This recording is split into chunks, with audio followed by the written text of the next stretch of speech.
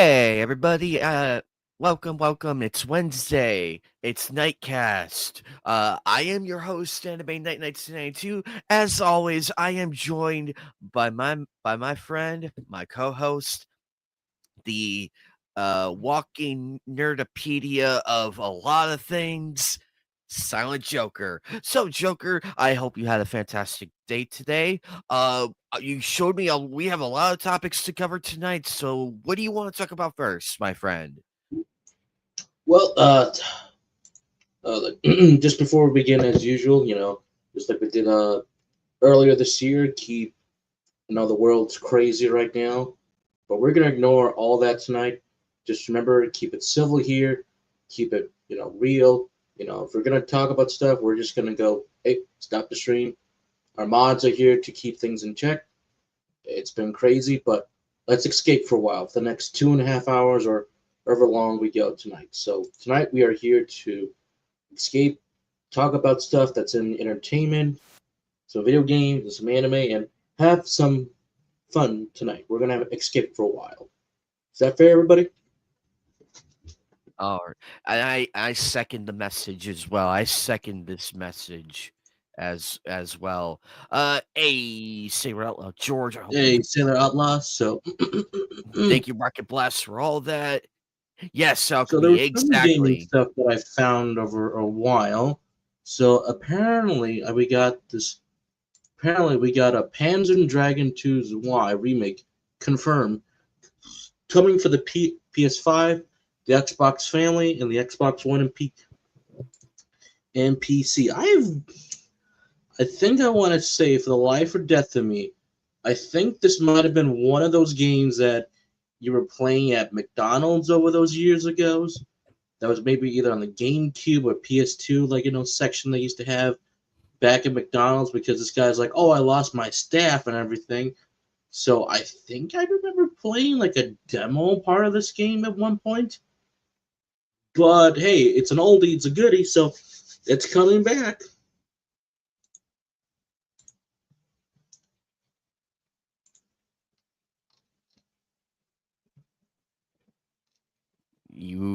This looks cool. This looks interesting. Uh,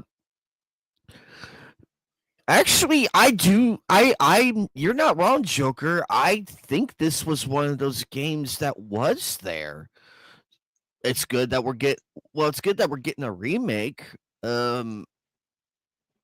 Uh. Just a little bit more information about the game a little bit. So yeah, I think it was a rail shooter. I think this might have been one of the rail shooters. I know it wasn't like Star Fox or anything. I think this was like Panzer Dragon. I'm like, ooh.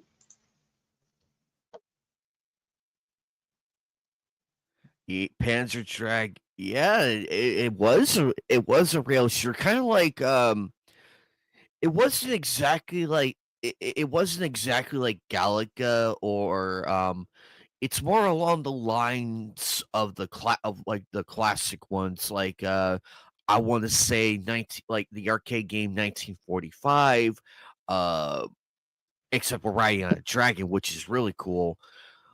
I vaguely remember this game growing up. I vaguely remember playing a demo of this some form or another. I just can't remember for the life of me where. For the life of me, because I don't know if it was at McDonald's or sometimes Wendy's. Sometimes Wendy's did have those. Sometimes. It's just a matter of where you look. But this is good. I like this. We're actually getting. Actually, it's been a good year for retro games, Joker. It's been a good year I so think what even far. like Phoenix said the previous nights beforehand, that there's a reason why the 2D indie scene, or like seeing some old classics, are coming back.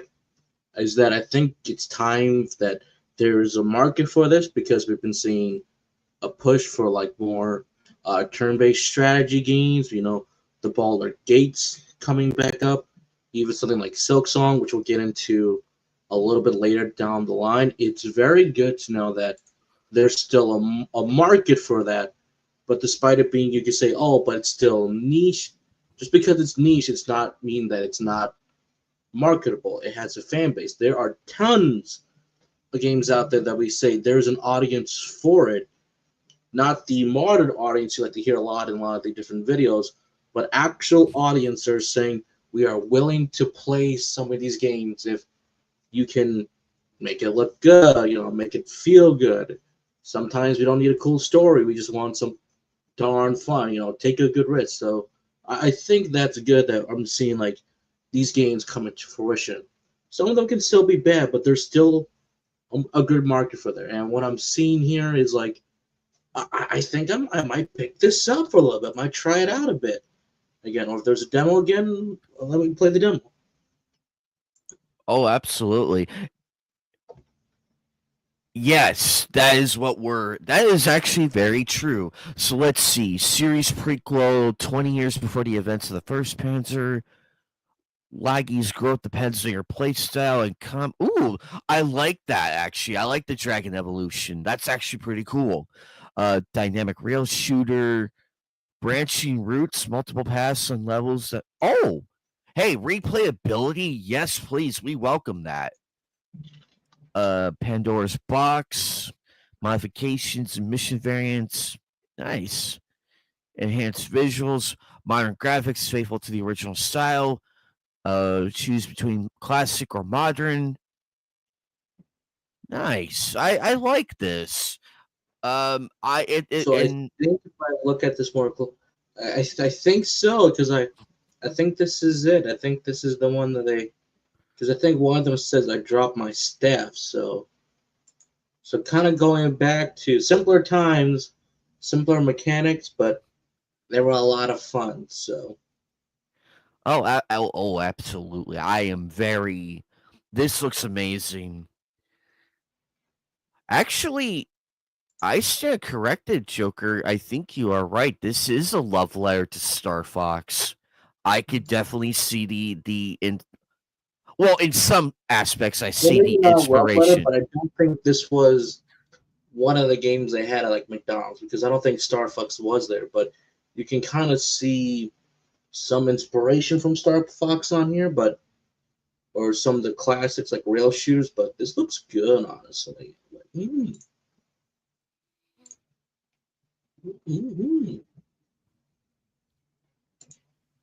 But it'll come out later this year, so we'll be excited to play that. But now, here's one that caught me off guard completely. It's not the full game, but it's the soundtrack. As in, this is Oh, the Dragon Guard original soundtrack from the classic PS2 era. Everyone goes like, "What's Dragon Guard?" Folks, you guys know this little game called Near Automata, Near Near Replicant, Near Gestalt? This is where the children go to say, "Thank you, Daddy, for giving birth to us." Yeah, it started with this little game called Drekingard. So without Drekingard, you would not have Nier. You would not have Nier exactly. Automata. You wouldn't see all these amazing 2Bs and A2 cosplayers, and woo, boy, is my timeline filled with those cosplayers. Because I do follow a lot of cosplayers that do dress up as 2B, either in the default outfit or the bride outfit. So just saying, folks, I'm just saying that I am a man of culture. But it's not the full game. I wish it was the full game, but I will take the soundtrack greatly. It is a very good soundtrack. I need Yoko Taro right now to just port the game now. I don't know who he has to go over to Square to get the porting going. And I know if you Yes. guys like the Replicant version 1.22, technically speaking, that is the version that was released in Japan along with Nier Gestalt. Basically, take this protagonist one, and Replicant is just brother Nier, that what they call, and Gestalt is more like him as an adult, like aka dub Father Nier. And the version that we got here in the West originally on the 360 and PlayStation 3 was called just plain Nier, which was the Gestalt port of the game. So that does well enough, and then years later we got Nier Automata. With the successful Nier Automata, they went back and redid Nier Replicant to be like the official like main port of the game with the remake, so or remastered version. So if you guys have yet to listen to the soundtrack, go for it. I mean, it's very cheap right now to play, but I'm happy. So that's one step closer to like getting a Drakengard game again. But nonetheless, it's also a weird anniversary right now for Nier. It's like I forgot like how old Nier Drakengard was really, but it's getting close to an anniversary or at the anniversary.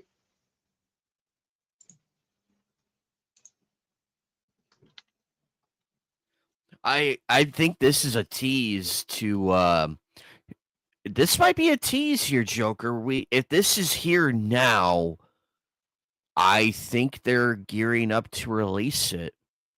This is a sign, and I'm welcoming this. However, guys, remember, this is only rumor and speculation. We have this here. So we can safely assume that the game is on its way to a PC port. However, I'm okay with this. I like this. At the absolutely, you look at the Jack series, Sly Cooper, like almost like any first party title of Sony, they had some wonderful music, Hey, but it's not McDowell. just them. It's also like basically from the West and Eastern. Like there were some really wonderful soundtracks. Even the more like one-off games, they had some cool tunes to them that sadly are going away these days, unless those you can find that are willing to push it. Again, I love the cinematic stuff. Don't get me wrong, but I miss moments when you get stuff that are fun to enjoy. That's why I really enjoy the Astrobot soundtrack. It was just candy corn. It was just candy for me. Like ooh, like wonderful. So hopefully, it with the soundtrack being released, we get the port or like a remake of the first game, and that game gets dark. But I don't want to spoil anything for Drakengard because it gets really, really dark. But speaking about dark, once again, there is no perfect dark. Why? Because nothing was done with the game. They couldn't get it made. Too many different ideas. It was just a vertical slice. But apparently, according to Bloomberg, Crystal Dynamics was close to moving Perfect Dark to Take Two, but negotiations fell apart, resulting in the fully abandoning the game and layoffs.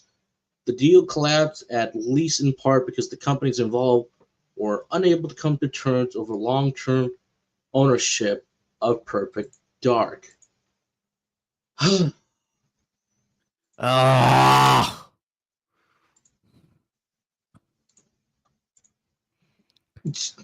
Well, Take Two. Well, anybody really with Perfect Dark, I think would have really had to struggle to live up to the legacy of that darn first game and try to make all of us forget about the 360 title. That was, even though a launch title that felt like it went into the wrong direction. But this goes to show you once again that this is how our industry is. Even if you try to sell it off, it's like, well, who's really gonna own it? I get it. People are also worrying about, royalties, extra money. Again, money makes the world go around. They just want money. So until then, Perfect Dark goes away once again.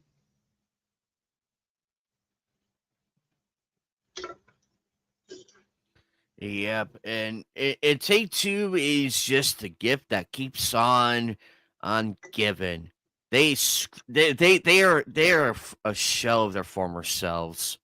In all honesty,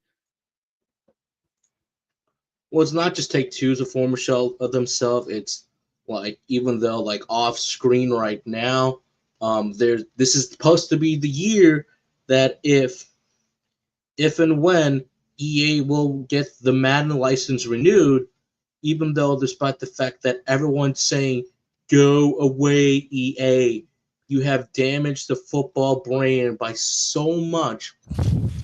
No one cares anymore. I can say the same thing with 2K with the NBA titles and how greedy, money hungry they've gotten over there at 2K Interactive with the main developers over there for the 2K series for NBA.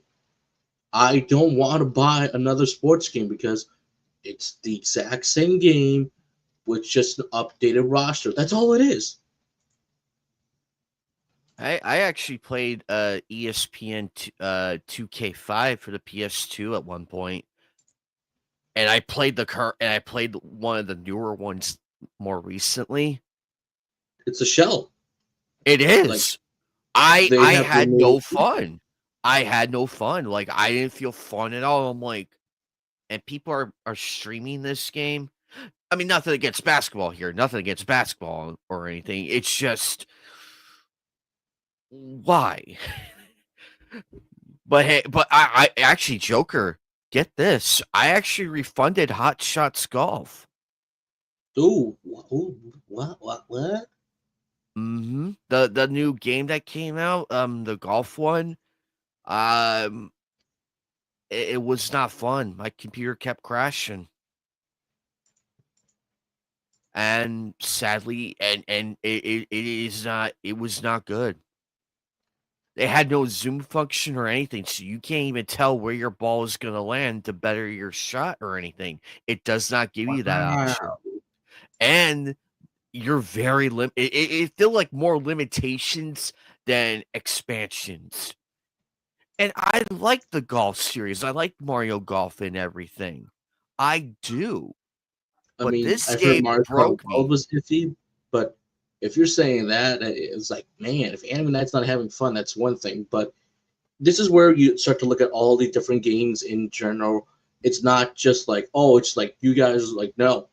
Look at all the sports games. Look at all the different features you used to have back on the time where everybody was competing. Like with Madden, where 2K Sports and EA Sports were competing. I remember 2K Sports, they brought in one of the actual uh, announcers for the NFL, recorded all these different lines and everything for him to say that as you're playing the career mode, he would be like, "Now, this is coming up this week. Here's some highlights from this game." Just the way how this guy was reacting and everything, he was having a blast, having fun. All the different training modes you could do within there in that game as well is one thing. Even if you look on the EA side of things, they were being competitive until one company owned the license. Then things got really greedy. They got greedy with the money. They got greedy with microtransactions and the my career modes went also into like everything got greedy, and no one likes this because every year it's the same game, fresh coat of paint and an updated roster, and everybody keeps saying, why don't they just update the latest entry with that we're playing right now instead of it's money. That's all it is. And why we keep telling sports fans, you need to fight back along with us. Tell them, no, you're not getting my money until you improve the game.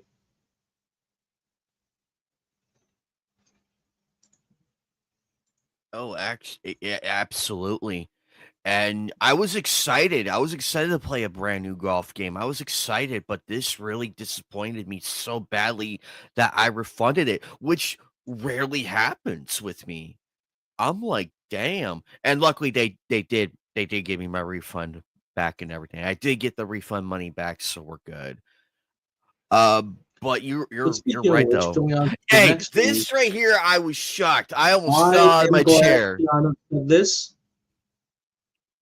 So speaking about Keanu Reeves about roles, Keanu Reeves wants, like he was in interview about everything. He was asked like, "Hey, are you up to come back for Cyberpunk?" He said, "Absolutely. I love to play Johnny Silverhand again." So I'm like, and don't forget, we got a new anime coming out as well by studio the same company, same Studio Trigger, same writers from Cyberpunk Edge Runners. So hey, who knows? We could see Rogue and possibly, depending on the V they like to choose, we could see male or female V with them talking to Johnny. You never know. Because Edge Runners was meant to take place one full year before the events of the game starts. And I don't know where this new one's going to take place in timeline wise, but we could see it. It could possibly happen.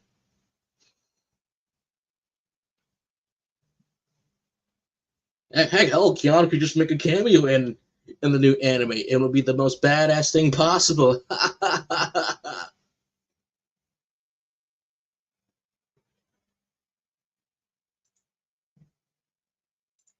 And I Oh, would love to Keanu come back. Come on. Keanu was the big shocker at the last E3 he was at that everyone attended, and having Johnny Silverhand like in like back again, I would love it. It would be a full circle. Yes, the ending that I got that Johnny's no longer with us. At least the ending that I got, at least because I got Kier, but that also does make a point to point out that the theory goes that almost all the endings in Cyberpunk are canon enough for the next game that's coming out, you know, for Cyberpunk. So there could still be the possibility of Keanu Reeves returning once again for Johnny Silverhand, and I would love that. I would love the man to come back. I love him. and he did a wonderful job as Johnny Silverhand. I don't see anybody else.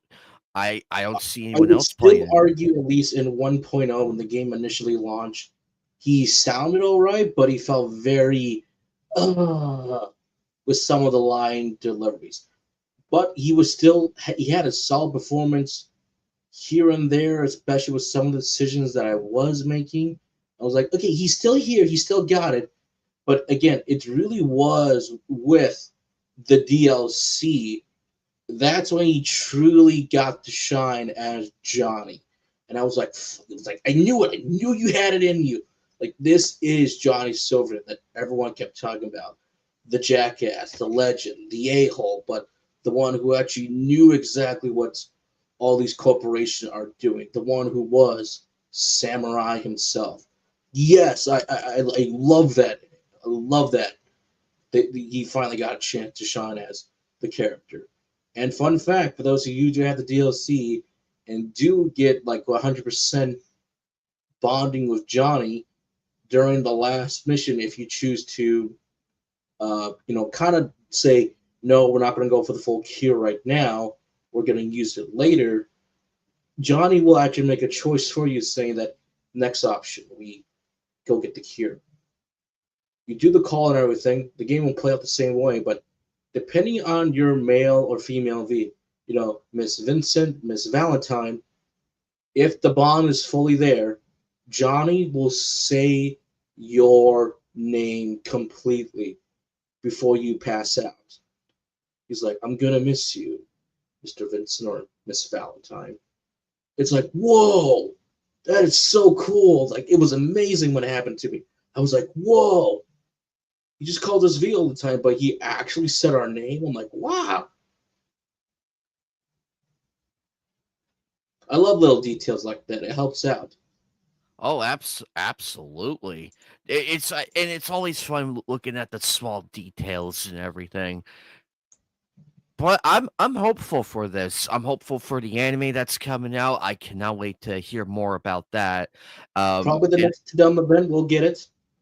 then I would like to see Cyberpunk too. I would like to see Keanu Reeves come back. It may not be a mainline. It may not be like No, the that one's main. actually meant to be mainline because depending on the ending you get, the V, no matter what, has 6 months left to live, except for the DLC, where you're kind of out like for 2 full years.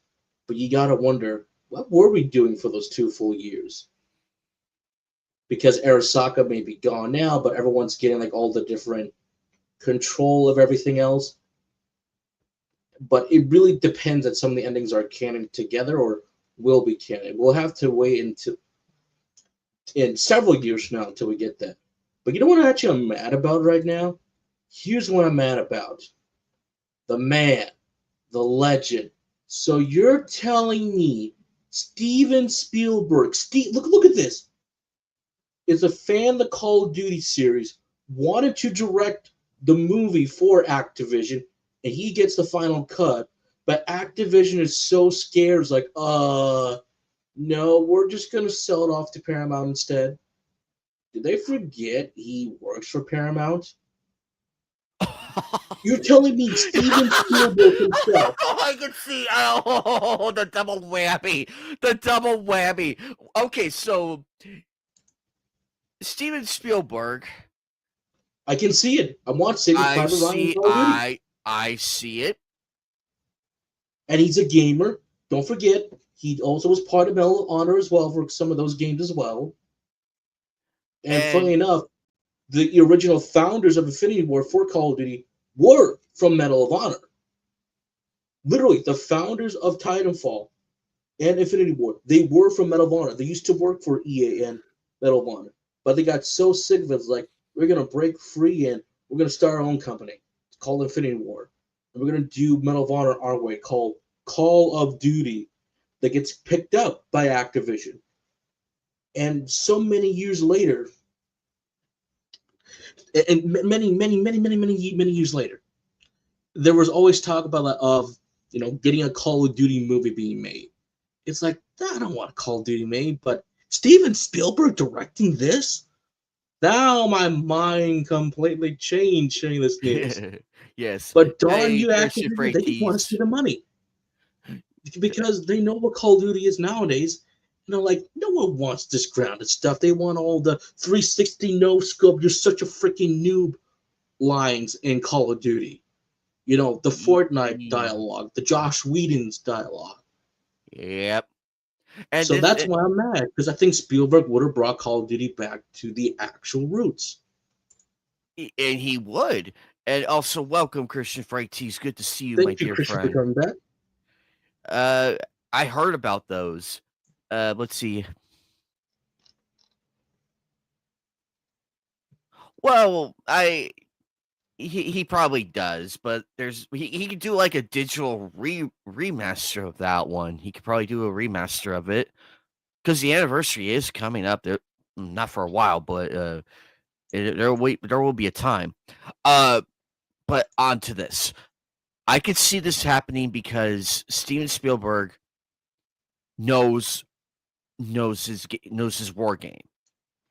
Saving Private Ryan for one thing. He knows what to do. He understood the assignment. And yep. Hey, bullet silence. Yes, we That's just what I said. mentioned. He was Yep, your part of minds are Medal of thinking Honor for a alike. while, the OG Dev team, the Maycon. Yep, he was part of it. And also Spielberg, he's trying to get his hand in a few different modern games over the years. Some of them didn't quite get off the ground, but Medal of Honor was the big one for a while. So I could see it working, but the fact they said no to Spielberg. Yep, Spielberg. Spielberg is a fan. He's a good fan of a lot of different creatives at work. We'll get into that a little bit later down the line. What I found that he enjoyed so far this year. He was definitely a good guiding hand for Michael Bay for at least using CGI in the first few Transformers movies. That's why like that first darn Transformer film holds up very well because he knew exactly how like to guide him. Like, here's what you got to do and not do, but also keep things more grounded and realistic in some that sense of way. But being Michael Bay, he still understood his assignment. So, but it's a damn shame. It's a damn shame. I wish Spielberg could direct it, but now it's just going to be a yes man for Activision. Now it's going to be a yes man. Yep, and remember, this is the same company that this Crash Bandicoot and everything. It's like nah, and broke up a legendary gaming company, Vicarious Visions. Well, it's not just that too. They They disowned the original founders for Infinity War due to how well Modern Warfare 2 so well. The original Modern Warfare 2 back in was it 2011 to 2009, which so you got and to think the remember first Modern Warfare came out. same people got pissed off with Sledgehammer because they revamped their World War II game and it became good. They said, well, we're going to go back and change up and retool a lot of things, and it played better. I legitimately had fun on that game. I played the reworked version, and I had fun on that. And I like it when companies just say, you know what, to hell with Activision, let's just have fun. Activision is just a company that's so greedy to the Bobby over the years, but that same Activision company said, nope, you're not getting your money for, or royalties, whatever the bonuses you want for Modern Warfare 2, the original. And those directors, either that lawsuit went through or not, I don't quite remember. They said, fine, we'll just leave, start our own company again called Respawn Entertainment, and that's how we got in Titanfall. Yep. Ironic. It's ironic. Went full circle again. But Yes. moving forward, here's a quick one that I found amusing at least. No shit! You guys should have gone into space. That took me out of the movie. So you're telling me this you got the was guys immersion back. breaking. This was immersion breaking right here. This This should is have the been moment. grounded. They should have. I was expecting more stuff with the giant ball of TNT again, but the fact they went into space, no shit. This is more than jumping the shark and everything. This is missing the point entirely. It's like he's about to jump the actual shark, but then he just goes around like, I jumped the shark. Yeah, this is why I'm also glad that the next and Final Fast movie is a more grounded approach. Yes, which is a big thank you, because no more of this. This took me out of the movie too. I'm like, why? You guys could have been Tokyo drifting for all I care, or Singapore drifting in Hong Kong. And anything.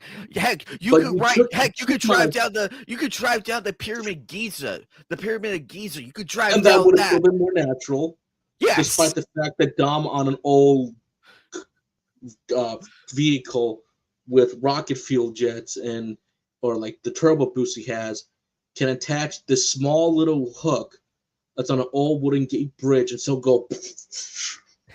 I know it's the fast movies, but there's a point where my immersion broke. Even in the same damn movie with the spaceship,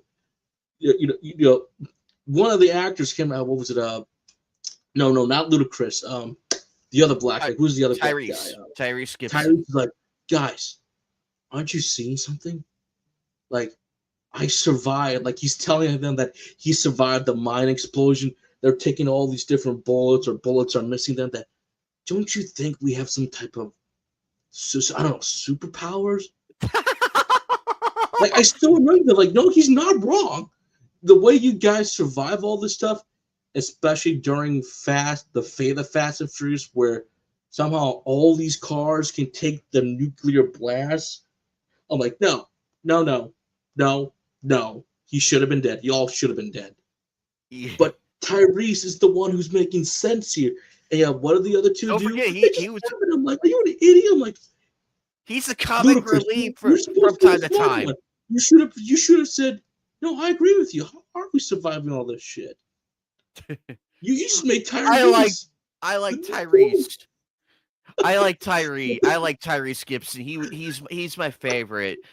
He really and I went back to Fast 2, like Too Fast, Too Furious, and I watched the on-screen presence with him and Paul. It's so natural. Like, you just feel it. It's also so different because you're used to all this stuff. You forget the grounded stuff before things went from we're driving a tank down in Rio and defying the laws of gravity, falling backwards instead of falling forward, or using an old car to stop a tank and everything.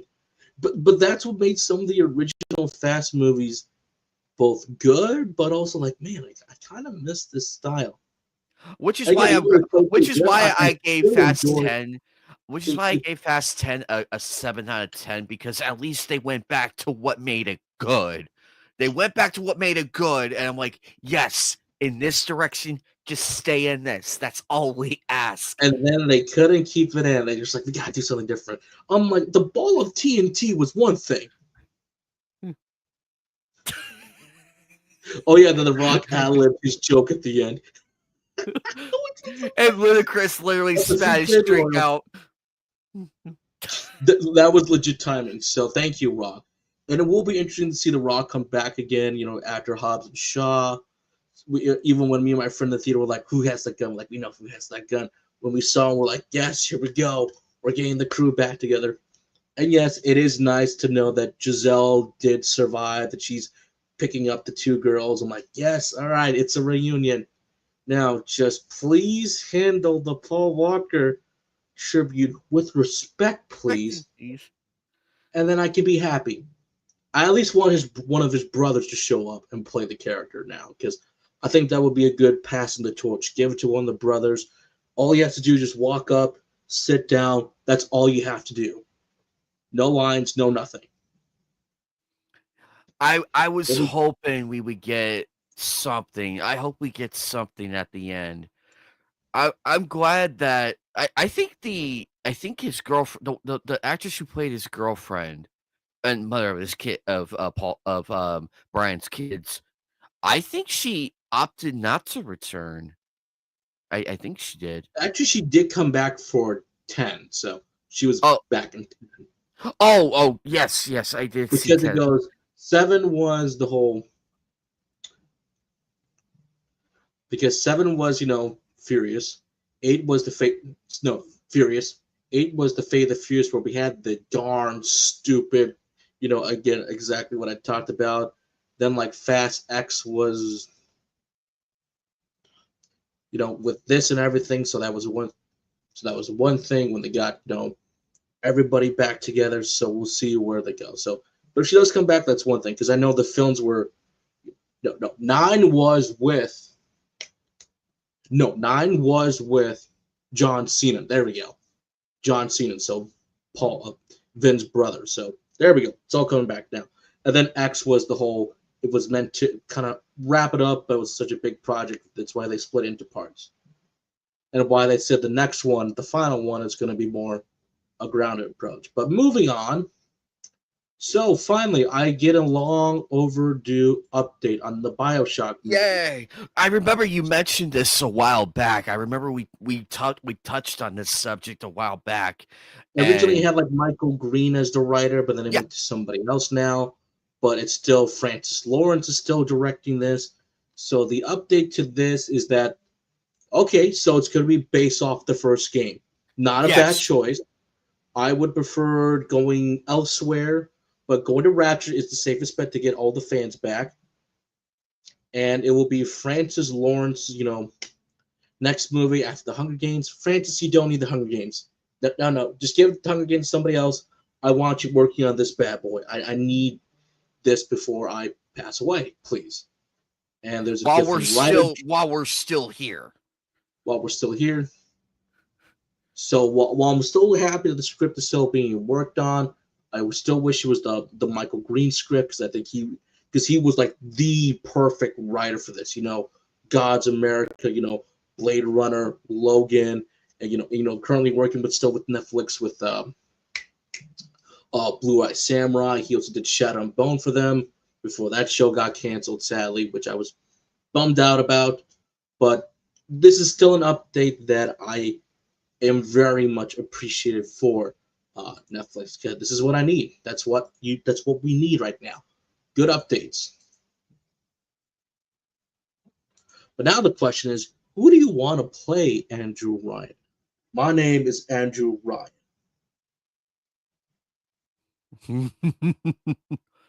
Hey Jorge, what's up, buddy? I like this also because I like the fact that it is going to be based on the first game, which is a good step in the right direction. It's a step in the right direction to get the old fans back and everything, get the hype going. And I pray, Joker, this does good because I've I would. seen the Big Daddy suits. I've actually got a picture of somebody cosplaying the Big Daddy suits. Oh boy! Oh my! I saw a few of those too, and I'm like, you. I went up to him after the photo. I'm like, you okay in there? You breathing? Do you have water? Do you want me to get you something to drink? Because out here in Arizona, it's hot as fuck. So, but I do worry. I do worry, and you, Joker. As much as I like the Jawas, You won't see me cosplay as one. I can't do it. Oh God, no! Like I cannot do it. remember, I'm a Google, so I know exactly what's it like to be in something Yes, that's and and incredibly and wide. every time I see you in that outfit, my heart gets into It's panic adorable. mode. It's very cute, but man, is that thing really? And I mean, if you get nice hot weather, oof, it gets hot in there. But nice cold weather, it's nice and fine, nice and cool. Yeah, that's why I haven't that's why I haven't done any photos of Sniper Mask in a while because of how hot it is out here. Probably in March, I'll probably bring him back for March because I'm mainly mainlining Trunks Android 17 and of course Cosmo from Fairly Odd Parents.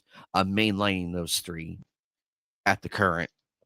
But I'm excited though. I'm very excited for this. This is great news. I do wish they kept the other script. I wish they did. However, we'll see how this goes. But it boggles my mind that they don't want to keep a script of another person when it's already made. That's the one thing that boggles my mind. Sometimes it just depends on like what the. Sometimes it just depends on like do they want to still keep it, or some people will pen something and then they'll sell it off, and then someone else will air quote unquote write it again. So I think that just really depends exactly on like kind of like who you're talking to really. So it's all going to be a little bit more different from one another. So it's not like exactly like they're wrong to see it, but at the same time, it's like you can fully understand like why it happened. Thought for sure I had like something in here. That I'll find out later. But there's another update. There's another update. Got another big one. So Ooh. Ah, yes, this one right here. This caught my we attention. I'm do like, have the My Hero Academia movie that's still in production on Netflix, but now it's still going. It is being written by Jason Fuchs, as in the first writer for the 2017 Wonder Woman movie. His other credits do include like stuff like Argyle that kind of like really bombed at the box office, but no one's gonna blame that one because I think that one was just a harder movie to sell at that point, it especially. was. It was. I could safely tell you it was a harder movie to sell. I could safely tell you that. But he also did stuff like he was a co-producer for It Chapter Two. He was a writer for I Still See You, Rags, The Pan 2015. He's done stuff for television as well. So he's a co-showrunner, co-creator to It, Welcome to Derry. So I was like, okay, and he's got some credits to his name, but there's also someone else that people do forget about here. This wonderful user reminded people that don't forget we still got Mr. Saito-san from Alice in Borderland Yeah. directing this. So before we all go, darn oh, the Japanese director. So that does mean it's going to be like co-produced with Legendary and a Japanese company. So that is a big thing we need to remember. And I'm like, Alice in Borderland director, sign me up right away with Toho at charge. Yes, yes, and to the yes. Oh God. Okay. So this is going to be a little more tricky because since that's still in development. But my big concern with My Hero, to me, has always been the costumes. I've seen cosplayers do wonderful, fantastic jobs with these cosplays. But at the same time, I'm like, are they going to pull back a little bit on some of these cosplays? Are they just not going to do them? I think a majority of them will still be done. I think the one that I'm gonna be on the iPhone is is Bakugo. I want to be looking out for Bakugo because I know the world's crazy right now, but his are grenades. Even though his are explosions from his sweat that he builds up and goes boom. They better nail Bakugo's. If not, I'm just gonna walk. I'm gonna say nope. I'm walking. Deku, I will walk as well. Midnight, I will walk. I will walk as well. Oh, abs, Even ab, though Midnight should be so easy to do, and it's her safer version that she has. Hell, even like sub and dub, she's like, well, you can't blame us for what we're wearing. It's our abilities. Because hers is aura, the scent. That's why she wears those skin tight outfit that she has. Bakugo is sweat with his explosions and everything. So he needs to build that up to go bang. yep. That's why I agree with the costume thing. I agree. It's how it is. Also, to answer your question, Alchemy, there you go. There you Oh, go. the waifu. Yes. To answer your question there, Alchemy, that's who I hard line and everything. And I will agree. I would like I hope I'm be like, yes, front row everything. Do it. But character but yes, costumes are a huge part. I mean, look at One Piece slowly. They're getting better, Joker. They're getting better. They're getting better, which is good. I like that. Improving. Like, okay, how did we screw up in the first one? Oh, let's go back and look. Oh, we really screwed up. Yeah, let's get rid of this. We'll put this here. Go get a wig, make it look nice. I like that when people correct their mistakes and improve on it. That's why I like the One Piece Netflix. That's why I like it.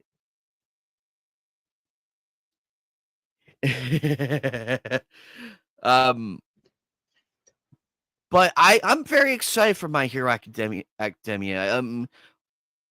I mean, Demon Slayer got their film, so why not? I mean, why not? Speaking of which, quick plug, real quick. Tomorrow, the Demon Slayer movie is out. Tomorrow, the Demon Slayer movie is out tomorrow. Just a quick plug, real quick. Um, yes, because I want to bang her on Easter and everything, or any other day of the week. Uh, Joker, All right, so I do you got all right some. there, Joker? You went completely silent. I'm like, All right, so I was like, okay, trying to figure out exactly what I have. Trying to remember exactly what I have. So, but speaking about, there's been one. I don't care if it's 10% sucker punch. oh yes. Let's Well, let's talk about do it. this. Get those 10%. Who was in the private chat? Okay, so we got something. I think you can play this a little bit. If you had like an all hands meeting at Sucker Punch tomorrow and you said, next game, it's a new Sly Cooper, what percentage of the studio would say, yeah? 10%? What? It's been a long time, Ben, since Sly Cooper has come out. Hypothetically, I don't care if there's those 10% people. I don't give a shit if it's 5%. So thank you, Max, for that quick interview, the quick clip. Do it. I would die on this hill if we fully get a Sly Cooper game again, because it's been a long time coming, and I would love to see this. I absolutely would be fully there for a Sly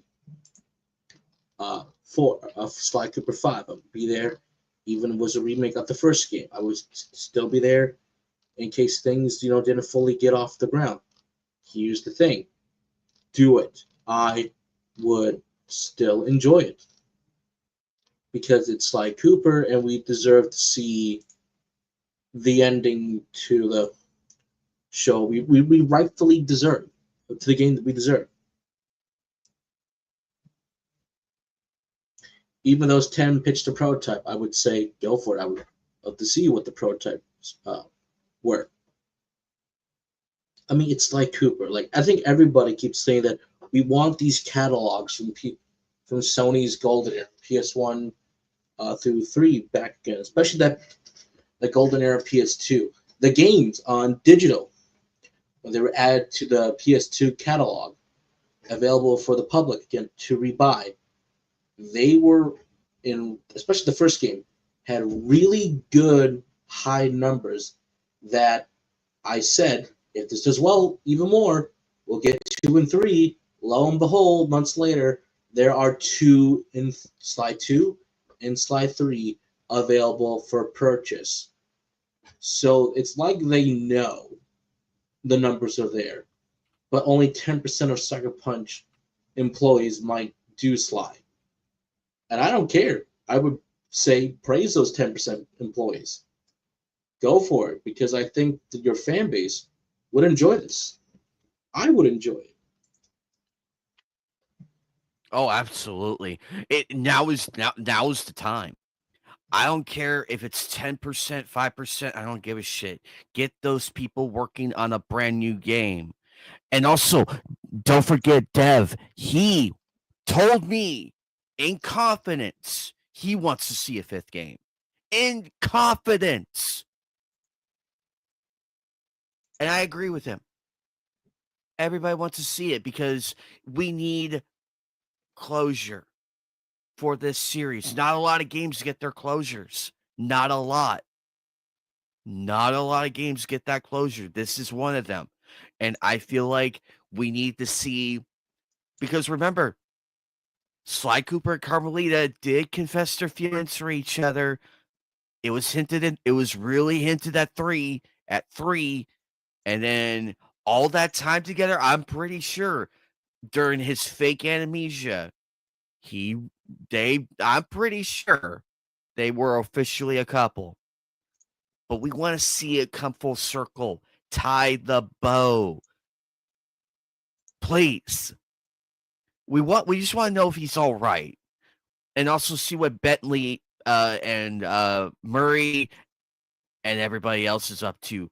And and believe me, I want to get my hands on Penelope in both justified and very unjustified ways, mind you. That twist pissed me the fuck off. That twist. Anyway, yes, this needs to be a thing. And the fact that we got robbed of a movie as well, it's clear to me that Sony does not care. But we're going to make them care. Well, maybe Sony may not care. I think I would like to say counterpoint. It either would have been a little bit, harder to sell, because you have to remember the Ratchet and Clank movie failed at the box office big time. So, I think even if they were looking at the game to be like, okay, so who do we get for the game? Or, they had the voice cast, ready. It could have been completed. It could have been not been completed. I think even when I find online that it's completed, but I think it would have been a little bit of a harder sell, because Ratchet and Clank failed, was like Cooper failed, so I think they were just looking out for that one. So I think it might have been A-okay to been slightly cancel it. Or just to put it on hold, and then we just never saw anything from that again, which is a bummer for me, at least. That was kind of a bummer that we never got to see an actual movie from it. So I know Sony's got the new stuff now with their different studio that they do have that gave us Uncharted and The Last of Us show. We would have gotten the Horizon series for them by the showrunner / creator of the Umbrella Academy, but then all the allegation comes out with Netflix saying, you're fired, and then it's like canceling the Horizon show. So we're gonna have to wait and see. And if Yotai still does well, again, like Phoenix said, there's that what do you call it again? That breakaway, that tie-in game, the one that they get to relax a bit. Once Yotai's done, get those 10% employees to work on Sly Cooper. And if everyone in Sucker Punch likes what they see, then we get the full staff on it. Full steam ahead. Because if it's true that Santa Monica might be working on the Jack series, this could be it. Again, that one's the big rumor. Because I keep saying, I don't need Kratos in Egypt. People are going to say, yes, you do. You're like, his story is done. It's wrapped up. But then I already got my Egyptian fix with Assassin's Creed Origins. I am content.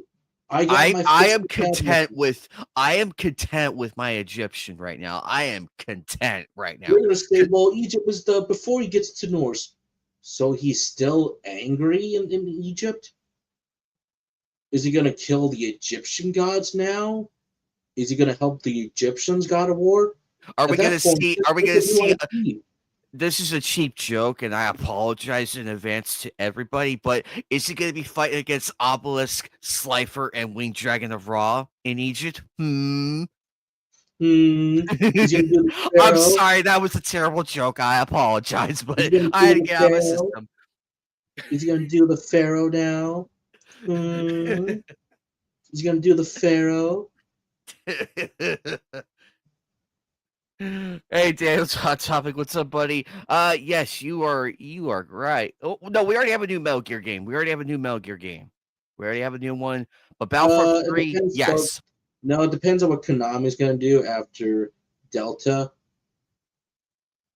But we'll have to wait and see for. I'm a bit more film news. We do have a few people who have sadly passed away. Production designer Stuart Craig had sadly passed away at 83.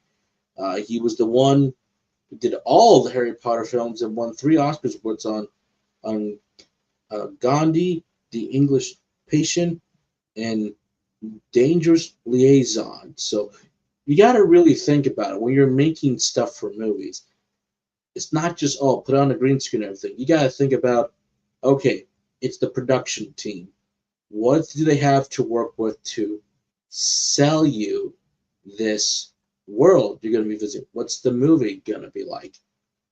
So every time I see an actual physical set that has all the props laid out, has everything that you would see in the setting, it's great. You got to remember, all the Harry Potter films still to this day had those marble stones that they blew a lot of money on, but not a single stone broke throughout all 8 movies.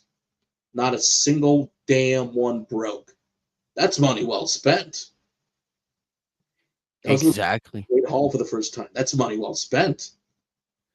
And keep in mind, folks, these are the people that make this stuff happen, like visually, with the set pieces and everything. That's why films like films like the Star Wars trilogy, the original and the prequel, why they hold so well up and everything, why the Lord of the Rings held CGI, but even within that first film, they were still using a fair amount of actual sets and everything. That's why we can look at Naboo. Naboo still looks very gorgeous for the actual sets they either built or found actual filming locations. It's also one of the things you praise the scouts to be like, hey, look, we found like this amazing place that we could go in here and shoot something. It makes me want to get it. It makes me want to get a house over there. I'm like, I would love to buy a house in Naboo. Because Naboo is one of my favorites. Outside Coruscant and a few other places.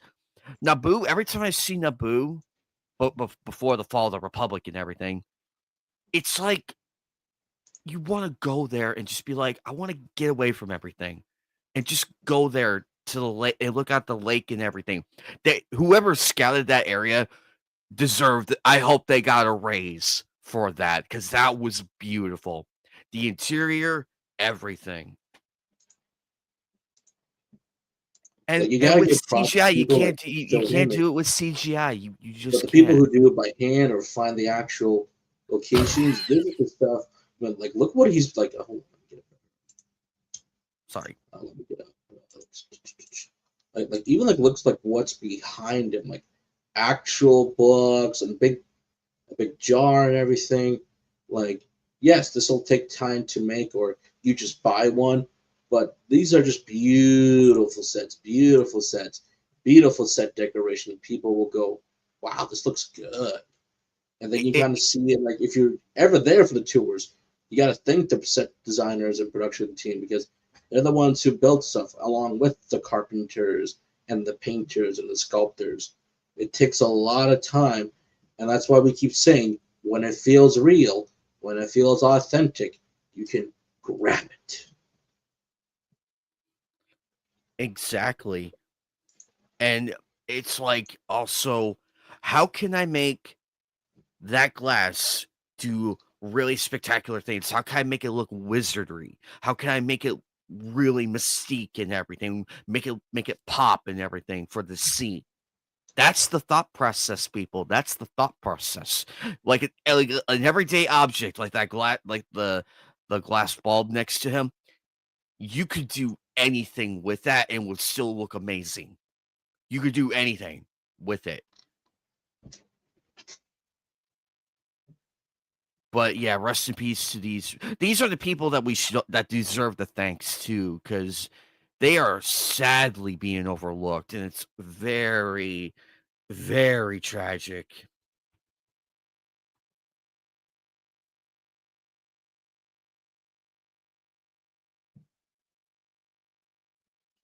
Absolutely, it's almost like things are slightly going away.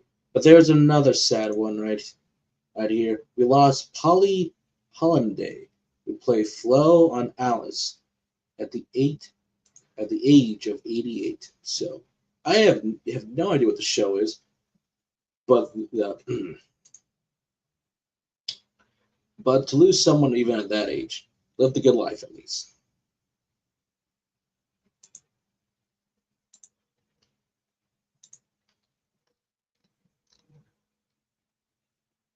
Oh no, Polly Holiday, who played Flo on Alice. Alice, I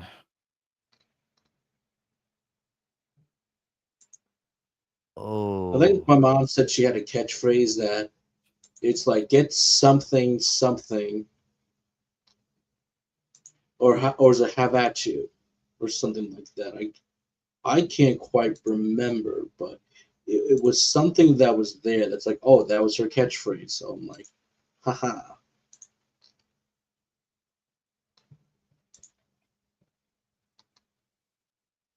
So to me, that was something that was like, oh, okay.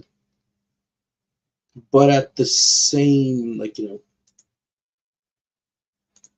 time, that's how it strangely is. Sadly, we're losing a lot of good people these years. We're losing a lot of the old guards that are sadly no longer with us. They're getting at to that darn rifle age of, they're getting old, and then when they're gone, there feels a little empty without them.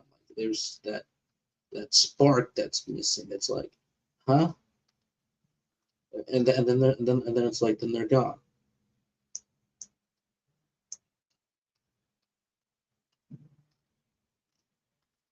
yeah, it's been a year.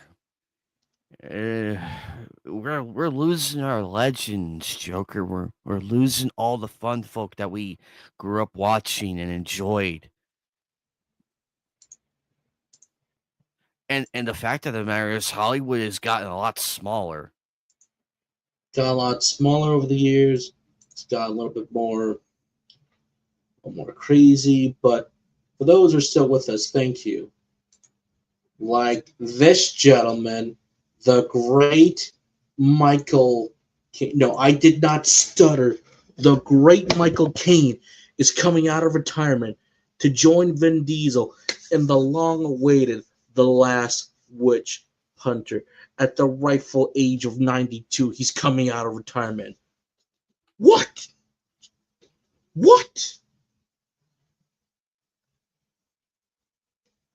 Michael, Yeah, 92.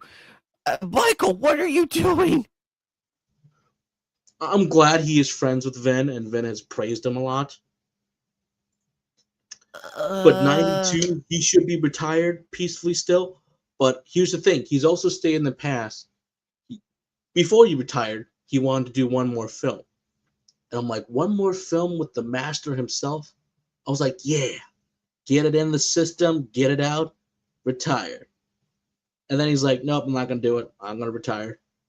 But The Last Witch Hunter with Vin, you know what? That's not bad. He was in the first movie, which was pretty good. And I'm like, hey, one more time, I'll take it. I want to see him one more time on the big screen. Even for Oppenheimer, when Christopher Nolan couldn't get him because he retired, he said Michael is still with us during filming. I'm like, oh, that was really sweet of Christopher Nolan to say that. but I mean, if he really wants to,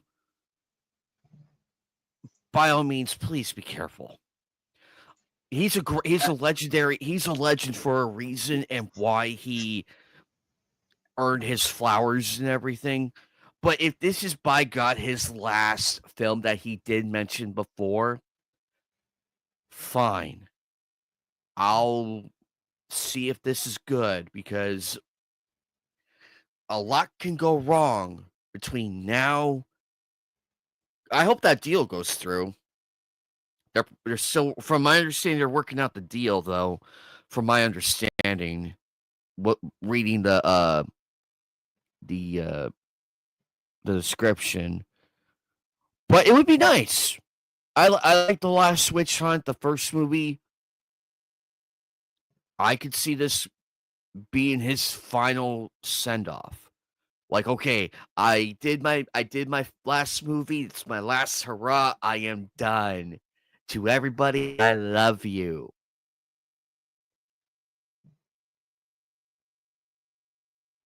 But this pretty practically surprised me. But surprisingly, for 92, he still looks good. He still looks good. He looks like he can go one more. Though I worry about the stress, though. The stress of, like, production, trying to get well, I mean he practically is still, I mean, I know he's up there in age, but let's hope. Yeah, he'll be fine. He got this. It's just the production I'm worried about, because I mean, I haven't been on stage or anything.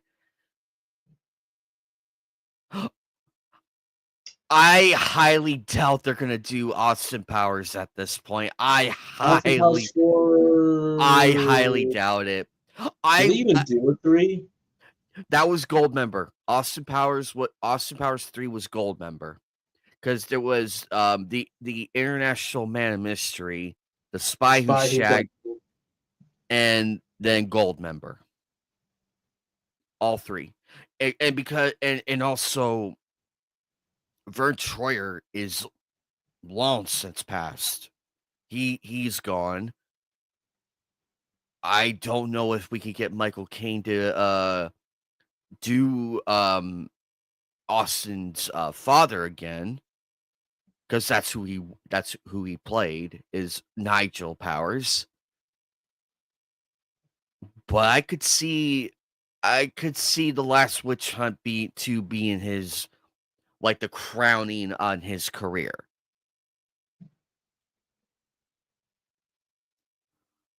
It It would be a worries good me. way to get like that, kind of like when Shelley Duvall, when she came out of retirement for that very iffy horror film. It's like, hey, you still got it. And people said Shelley Duvall for that horror film she was the best part of it. It's like at least she got to act one final time.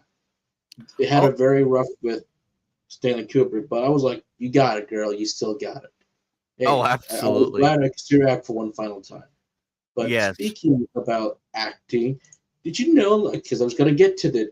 Did you know that Steven Spielberg praised the new Paul PTA film, One Battle After Another? I told you we come back to him. This is why I love Spielberg and Nolan and a few others. They just go out when they see a film. If they like it, they praise it. Oh, wow.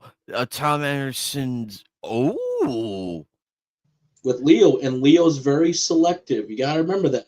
Leo is selective. And Leo working with PTA, ooh, that's a good team up. yes. I give credit to to Leo. He is good at what he does. Is he now? I know a lot of people are like, "Oh, but he's an overhyped actor." He's Maybe good. He back, was good. maybe back then, maybe. And I see why they have that argument. I see where they're coming from with that. I understand. But I watched his more recent movies like Wolf of Wall Street, The Django, um, uh, So, The Great Gatsby, and I might have to see this one. Shutter I Island, Great Gatsby, Wolf of Wall Street. You do have yourself Killers of the Flower Moon, Don't Look Up, The Revenant, which finally won him his long-awaited Oscar. Once Upon a Time in Hollywood. Yeah, that one too. Oh, I love that. I could watch that movie again, Joker, and not be bored. It's just that good. And having Brad Pitt in there, I'm like, yes, please. But also at the same time, strangely enough, it was great. Well, funny enough, it was like, it's kind of like they had the old guard, Leo and Brad, and then Margaret Robbie, who was the new hire in Hollywood at that time at least, playing the legendary Sharon Stone. It made sense to have like two of the big ones and then a newcomer. So again, Quentin Tarantino knew what he was doing, but at the same time, it's been 7 long years without a Tarantino film. 7 long years. No, I'm starved for a new Tarantino film. And, Absolutely. And and I don't Tarantino blame is him like because the he movie is critics, protective of his films. Like he is very protective. well, except for that one film he sold off to, and then it made money, and then it's like other things about yada yada yada. But that's besides the point. He always said 10 films after a while, but again, I don't know if he even has left to do 10. The last 10th, the final one. Once Upon a Time in Hollywood is actually not a bad film to go off on. It is his love letter to Hollywood, and he does question in that film himself, where do I go after this? But speaking about going after, I commend Leo for sticking true to the great Martin Scorsese. Yes. Martin is his partner in crime. He is his mentor. Whenever Leo wins an award, he always thanks Marty, saying, Marty, thank you for getting me in the industry and thank you for being my coach upon everything. Even though Leo won his Golden Globe for Wolf of Wall Street, uh, I forgot, like, who was he competing at that time, actually? Um Here while you're looking that up, Martin Scorsese and Leo really good. I loved Martin Scorsese. I loved his films. I loved his films, and they were really good. Casino is my all-time favorite. I will never get bored. Even though I know what happens and everything, it's just that good. It's just and Goodfellas as well, and Wolf of Wall Street and everything. The man still got it, and, Silence is an amazing film. I tell so many people, go watch Silence. Even if you are someone who is religious, go watch Silence. that film by Martin Scorsese. Again, don't forget, Martin is a Christian, heavy Christian. He tried to get that movie made for years, couldn't quite get it to made, and then it's like, well, better do it now before I. Sadly, if he hits the bucket too, it was a wonderful passion project. Oh my God, Andrew Garfield and Adam Driver. Oh my God, I need those two to team up again, because you can just see these two men were believable as these pastors going like, but our father was in Japan, trying to spread the good on a mission to spread the good word of Christ. But remember, at this time, it's not considered the best option to go to Japan because everything that was happening at that time. Yes, is Christianity practiced in Japan? Yes. Look at Angel Age. Look at the Angel Age director, the anime director for Angel Age. He was practicing Christian for a while, but then something happened, and then he's like, I'm not religious anymore. At least at that time period when Angel Age was in production. So it is studied, but if you go way, way, way, way back, this is where it's like, brothers, you have to be careful. If anybody finds out that who you are, there could be trouble. And the way Adam and Andrew struggle with, can we even still do this? Can whilst doing the mission? Can we find our father, our priest, while being challenged by their faith and belief, was wonderful to see on display by Martin's excellent directing, the actors' incredible acting, and that beautiful cinematography. Like, ooh. Oh, and also don't forget Martin directed Taxi too. Taxi, like, the one that. But it's not even just Catapulted- that. Even his It longtime catapulted, editors, it catapulted Robert De Niro's career. Catapulted him. his skyrocket career, had a very much young actress by the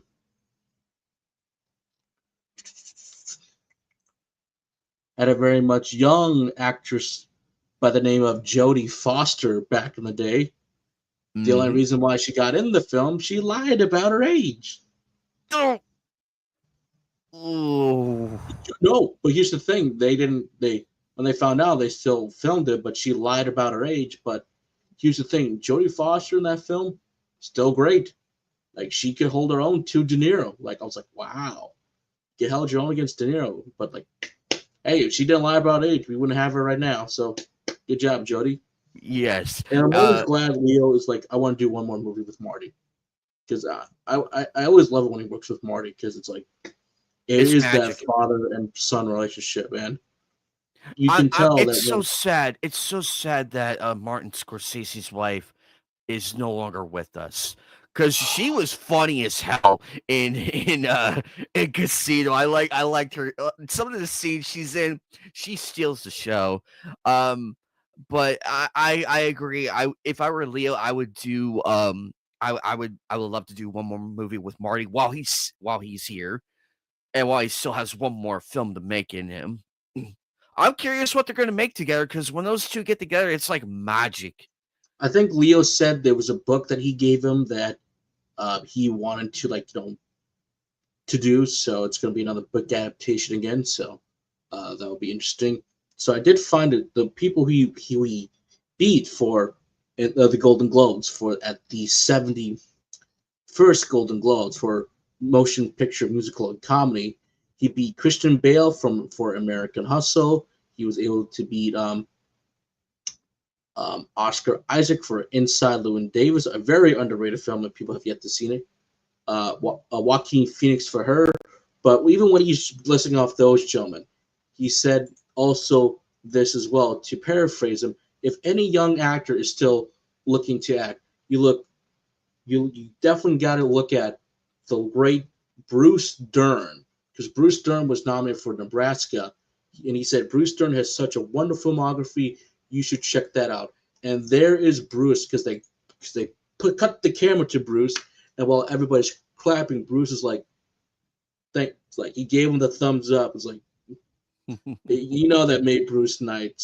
right then and there. Like Bruce is a really good actor, and people get to see Nebraska. It's very much an art house film, but it was a damn good art house film. So very good, very wonderful. So that's how you know Leo is one of the good ones. He will thank everybody else, and it's like, here, don't look at my filmography. Go look at theirs.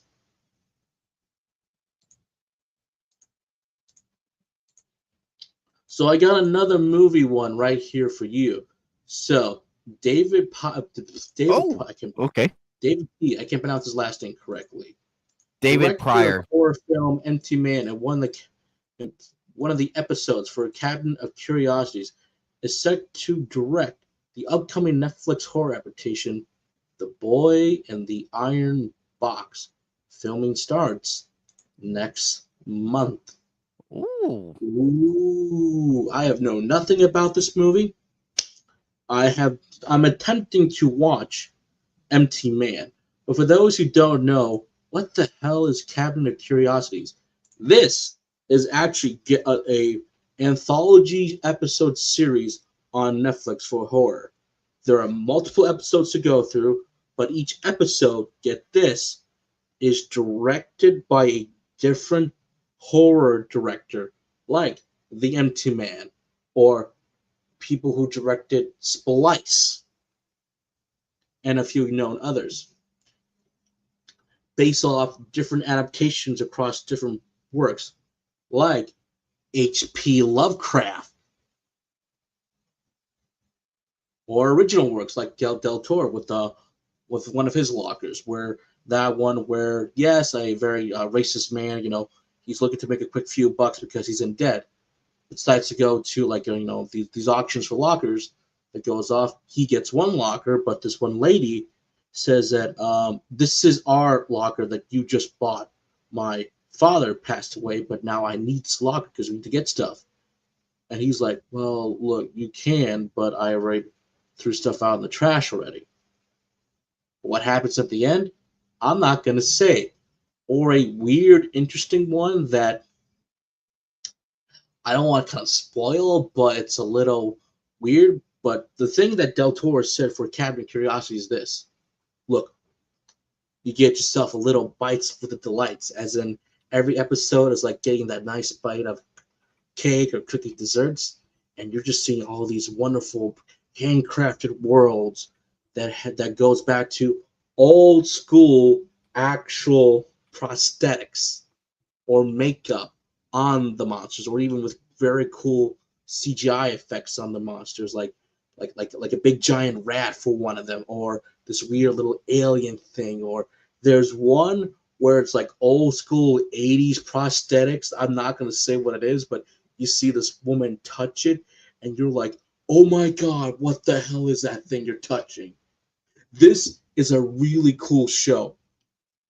And even when it was like ranked number 2 after the final few batch of episodes came out, and Guillermo's like, muchos gracias. I'm like, this is why I like seeing cool stuff. And will I ever get a season 2? I don't know, but I could watch at least 2 to like 4 series of this. Get different horror directors and writers in here for this stuff, because I think that was really cool for Netflix to do. So whatever this adaptation is, I'll be there. I like this guy. He's really good.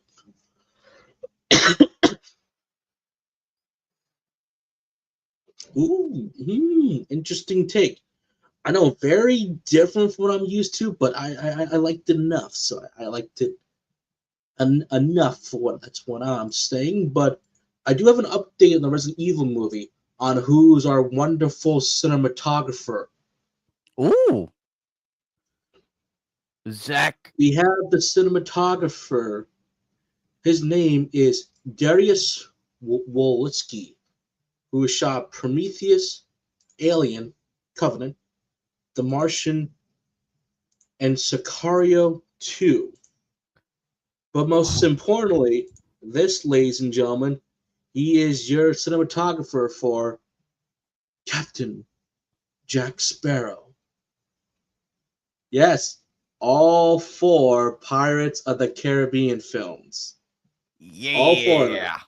So, but also he did the original Crow with Brandon Lee as well. So this guy's cinematography has only gotten better for each and every film. So I'm like, yes, that's who you kind of like need for a film like Resident Evil. And there's more news from that as well, from what I've been told a little bit. At the same time, like, it's not going to have like Leon or the others in it. It's going to be its own original story set within the Resident Evil universe. So it's like original, good. This is what I need. So I can't wait till we get more from that. And Alchemy is right. Like, everybody's taste is going to be a little bit different for what you're like watching. We're not all going to agree on the same thing, which is very important to have because I want to hear the different opinions that everybody has. So I'm excited for this. For whatever the Iron Boy is and whatever the next projects will be from these gentlemen. But for Resident Evil right now, I'm liking what I'm hearing. I'm very much am liking what I'm hearing. Now I need to see something. I need to see something from this production sooner or later. But I found this one to be a little both interesting and what Hideki Kamiya said after this.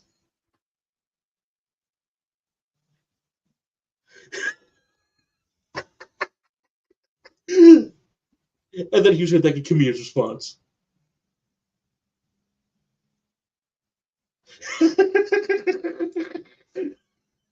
Okay, one more time. And then Hideki Kamiya.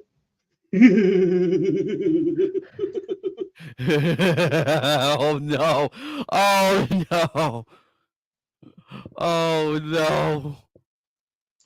So I don't know if he's actually trolling knowing Hideki Kamiya, but at that same time, it's Hideki Kamiya. So you take that with the giant a grain of salt, I say.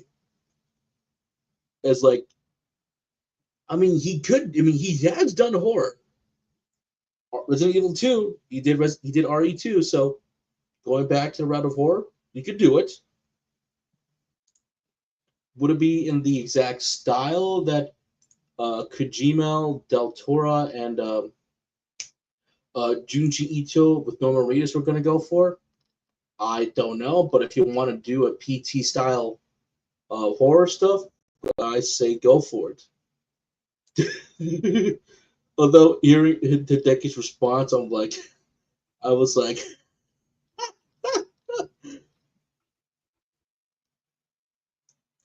so there's that as well. But while I get some of the other stuff lined up and ready to go, you want to feel old right now? Take it away.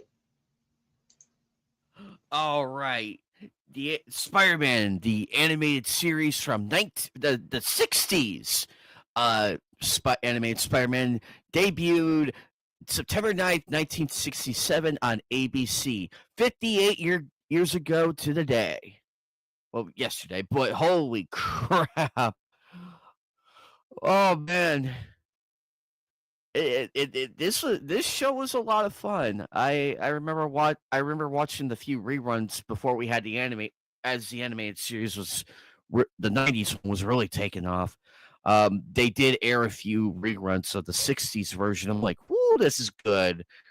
And it still holds up. Hand drawn holds up at various times. This too. Actually, you know what's so crazy? If this came out today, it would still be amazing. Because it will look like it could come out today. That's how good the animation is, how good the drawing is, the detail, the art. Look at the camera. Look at the mask. Look at the words. Your friendly neighborhood Spider-Man, even though it's a bit small, but it's still readable. Right? Look at the detail. This still holds up, ladies and gentlemen.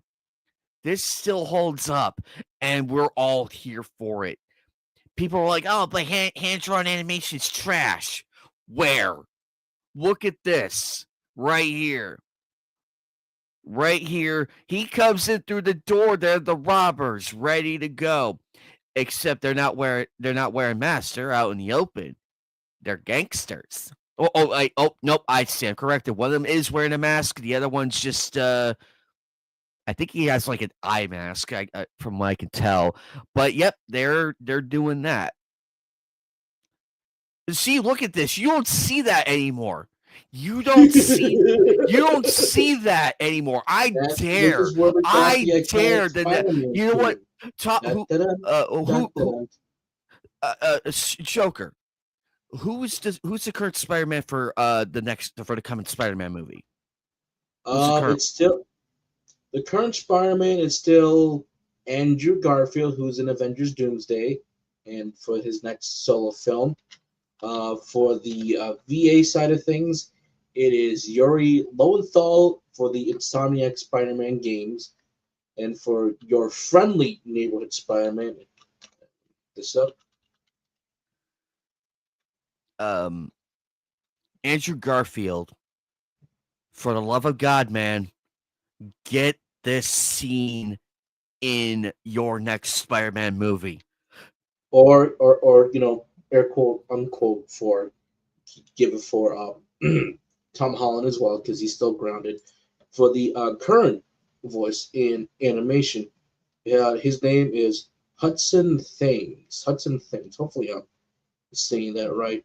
Parent is Brian Thames. Who's he? American actors, television. So I don't quite know who that is, but I think I think what you really hold on. Oh, we got $5 from Steve. Got $5 from the Steve! chat. Steve, thank you. Steve, Spider-Man thank is a you, basement buddy. friend. Firestar equals childhood crush, especially with that alpha and the redheads. Rah. Don't get that in Disney Marvel. He is not wrong. Wrong. T-Gap, thank you, my dear friend. I'm glad to hear from you. I'm glad you're doing good.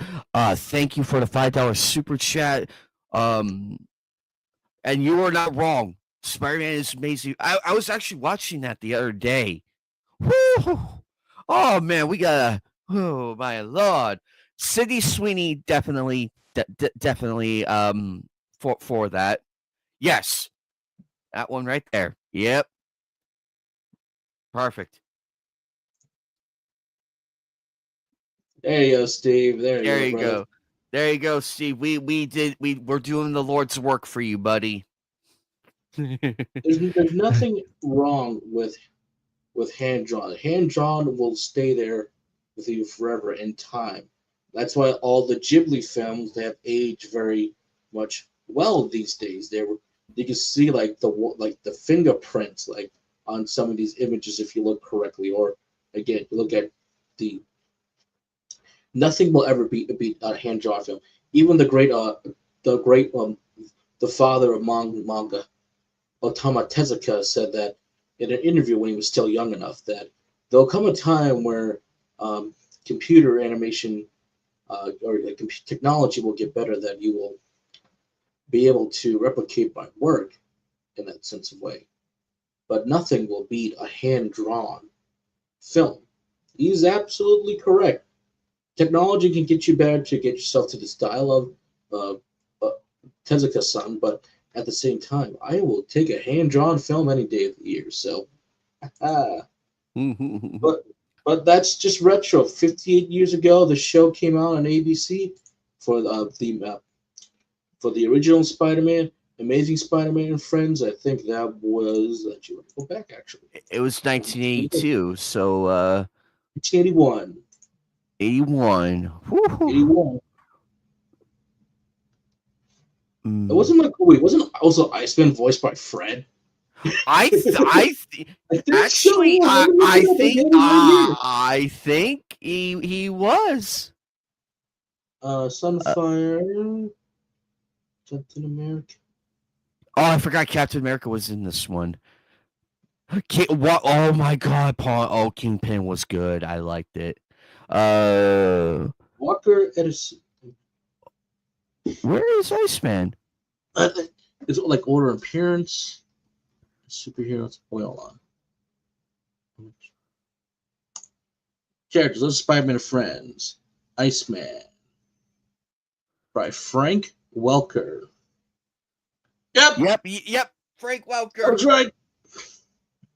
I was right. I was right. I was right. So, but also wasn't Frank also wasn't Frank also forget, wasn't he also, I know it's here somewhere. Unless that's the other guy I'm thinking about, but I can't remember. But we'll move on. So I got some more film news out of here. So Netflix has got a brand new movie coming out in 2 months from now called Train Dreams, starring Joel Edgerton, Felicity Jones, William H. Macy, and Carrie Condor. So I have no idea what this is, but except for this little thing right here. Let's see. What do we got going on here? What's going on?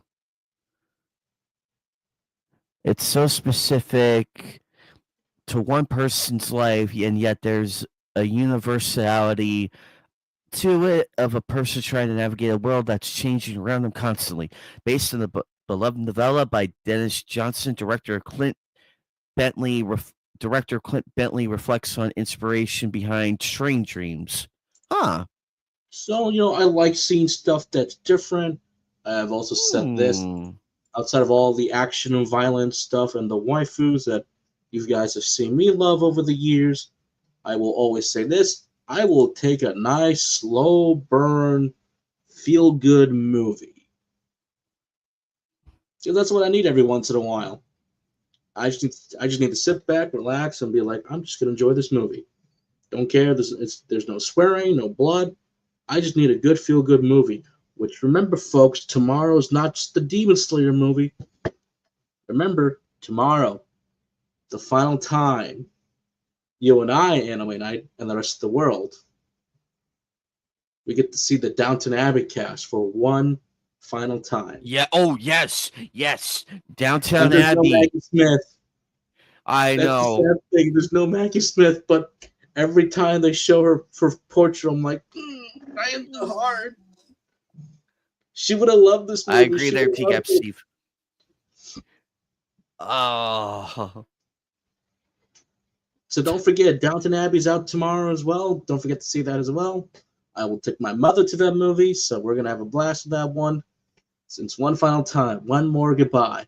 One last time hearing dun dun dun dun dun dun dun dun. It's gonna be sad.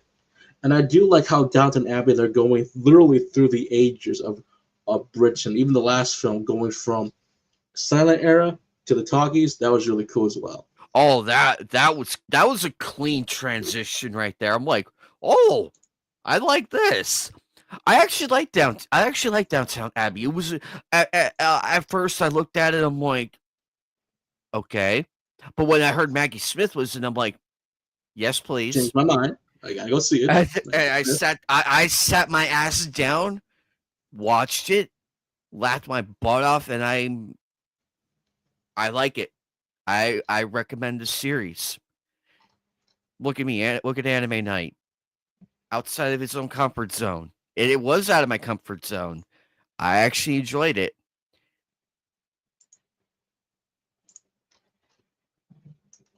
I got some more stuff. Oh, Steve! Oh. But I got some more stuff. Let's see. Once again, Ben Affleck and Matt Damon are teaming up with Stephen Young, Tyler Chandler, and Tanya Taylor in Joe Conahan's The Rip.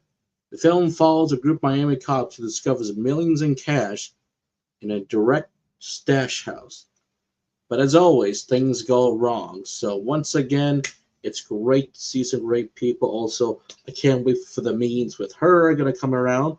Because knowing her, we're going to get some good community memes or Drake and Josh memes, depending on who you're talking to. So,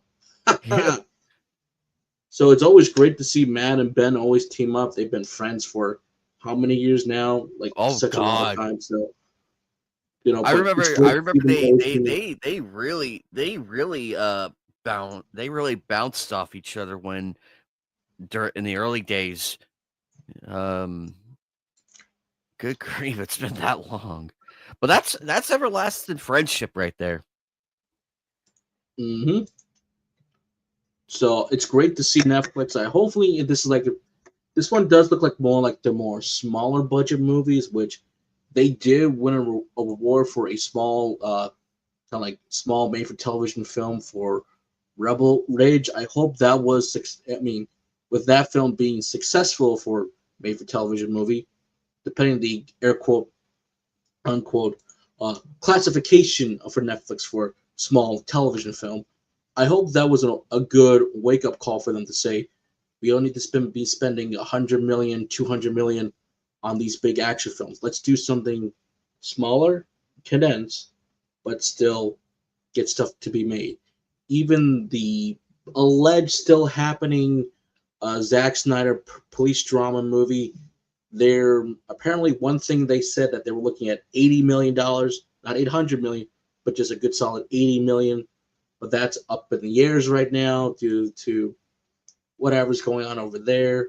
So I don't blame them. But if this is still successful enough, hopefully it get things going again. Look for smaller stuff. Look for small indie people, because that's a weird position they're kind of in right now.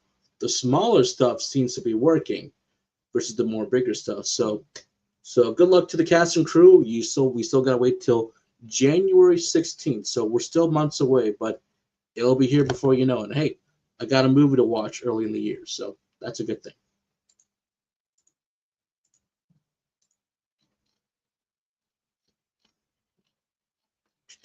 Now it's in here somewhere. This is gonna be good. This is gonna be good from the looks of it.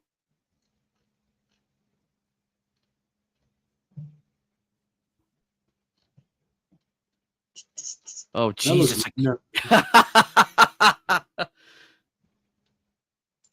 But I got another new one, and this is from like Netflix UK Ireland, an unannounced or upcoming Charlie Brooker project, a profoundly serious four-part crime thriller in which a tormented northern detective ventures down to London on a mission to catch a ruthless serial killer before they run out of people to kill.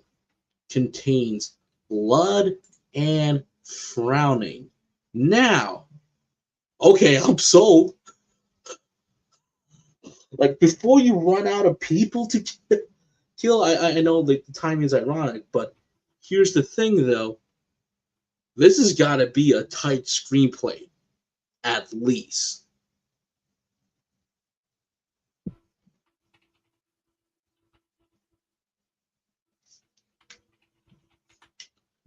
For like Oh, so it's kind of don't know the name if it's really this tight in. I would like to say I'm kind of sold on the idea. As the elevator pitch, I would say I'm in.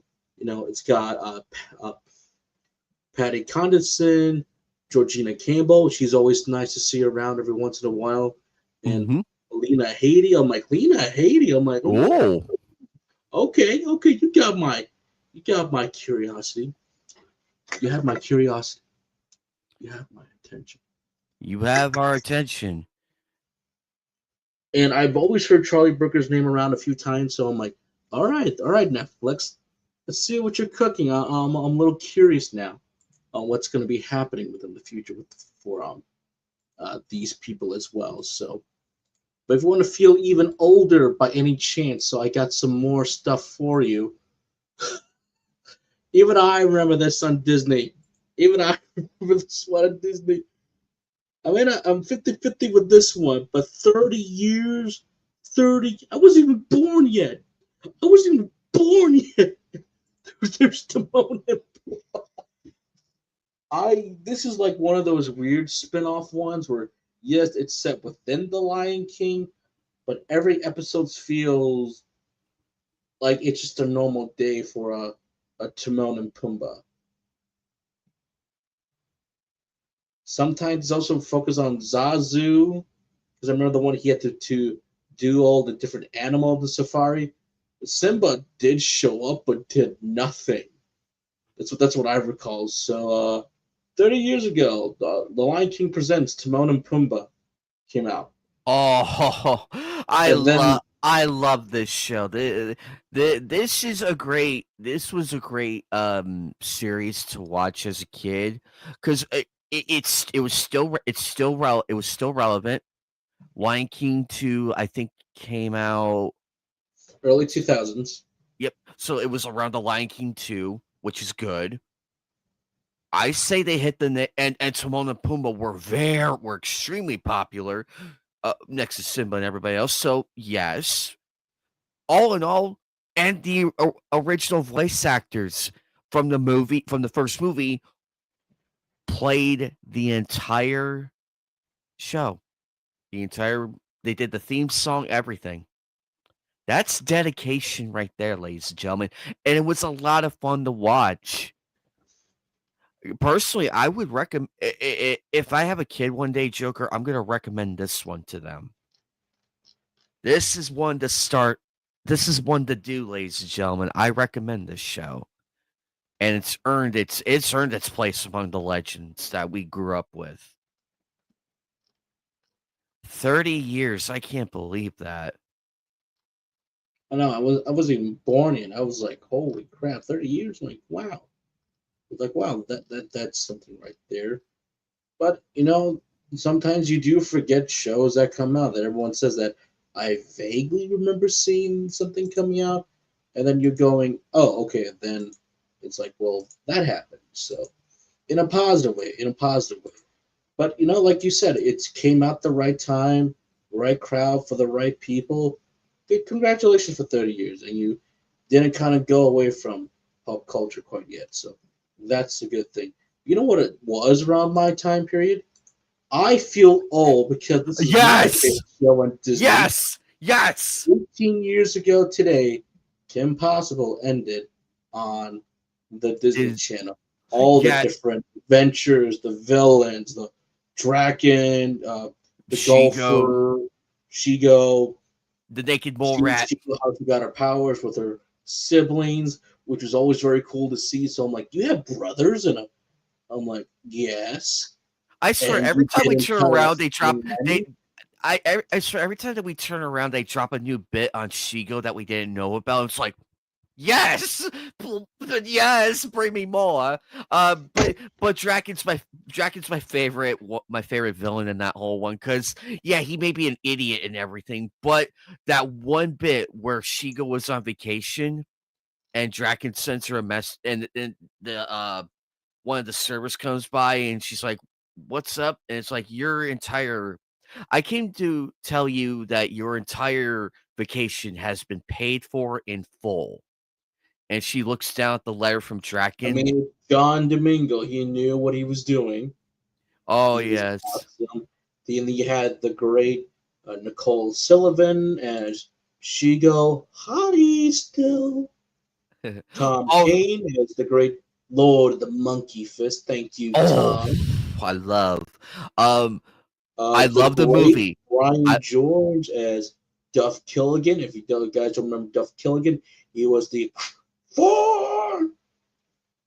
and also Christy Carlson Romano, give her flowers. She played Kim Possible to a T. Um, I loved the movie. I thought the movie, a Stitch in Time. I Eric played by Ravan Chan Ricky Ullman, the Israeli actor. So he was also known as Phil Diffie from Phil of the Future. So where is that guy? He just fell off. he kind of felt.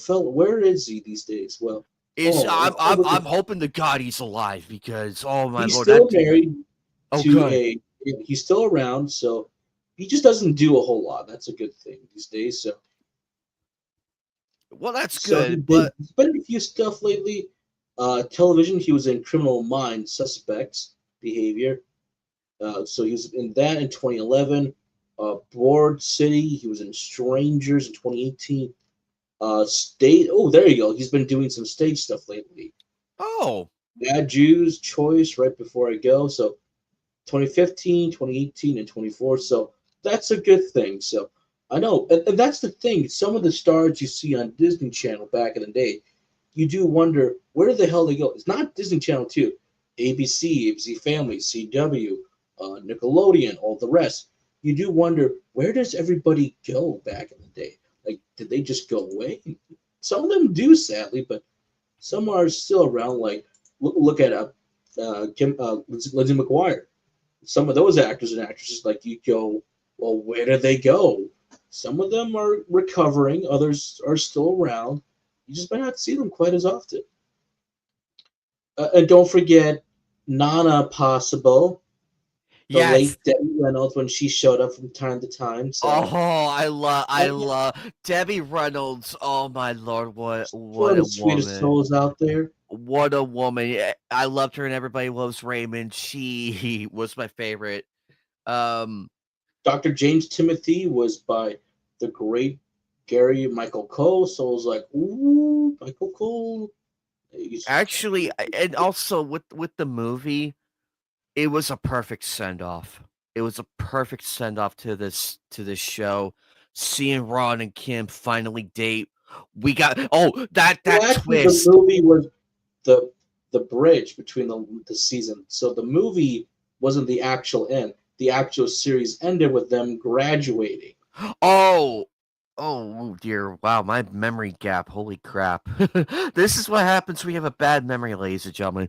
But this is great, though. I was happy with how So this. the drama was like the second movie. It went A Stitch in Time was in movie number one, where they kind of went to the different universe. So the drama is when she got the So the new suit drama. and I'm everything. sorry. It was so the drama that one where she gets the dress and everything, and she gets so angry. Yeah, She's like, "Do you know how much babysitting I went through to get yeah, this that's the dress?" one.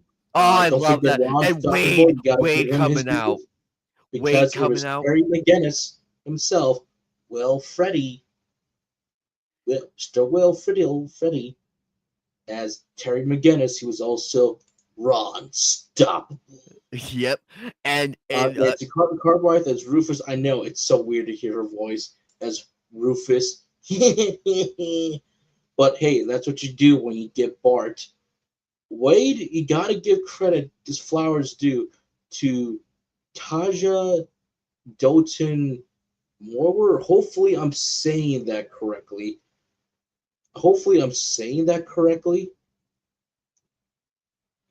Because he's the brother to the identical twins, Tia and Tamra. You know, oh, sisters.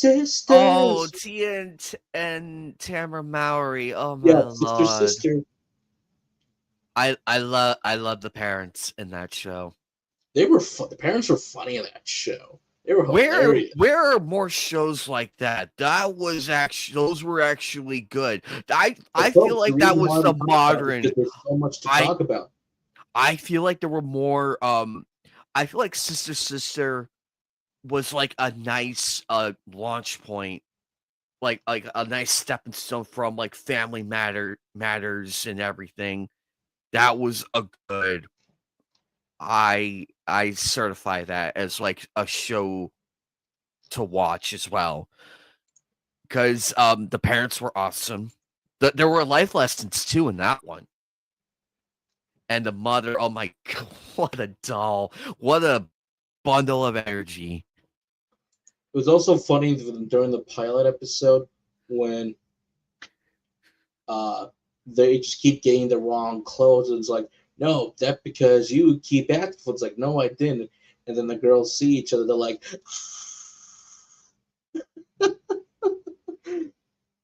so I always found that to be funny. But at the same time, child stars, they do come and go. Others stay around for a while. Others cannot escape, the what's it called? The child star fame. They're just stuck as this character and they can never get out or get badly influenced by a lot of different people.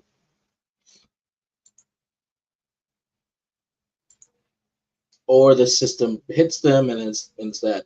We also call that the cousin Oliver syndrome, where all the child stars, they start to grow up, and we need a new one to replace them. So, hence, Cousin Oliver.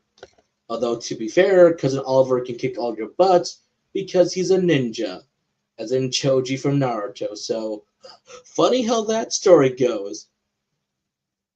He gets hated and he turns into a voice actor. So,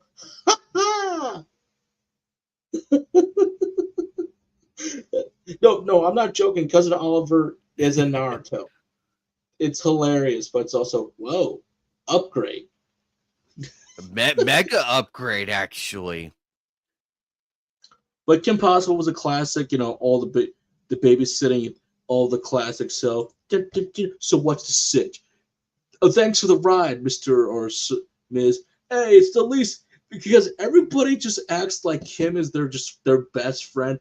It's like, no, don't mention it. You helped me out before. Let me help you out now. So it's like, but you're a teenager, but I don't care. It's kind of cool to see this stuff Yeah. happen. I Also, like hearing Juno- the different stuff that she did for them. I'm like, damn, okay, you're well connected.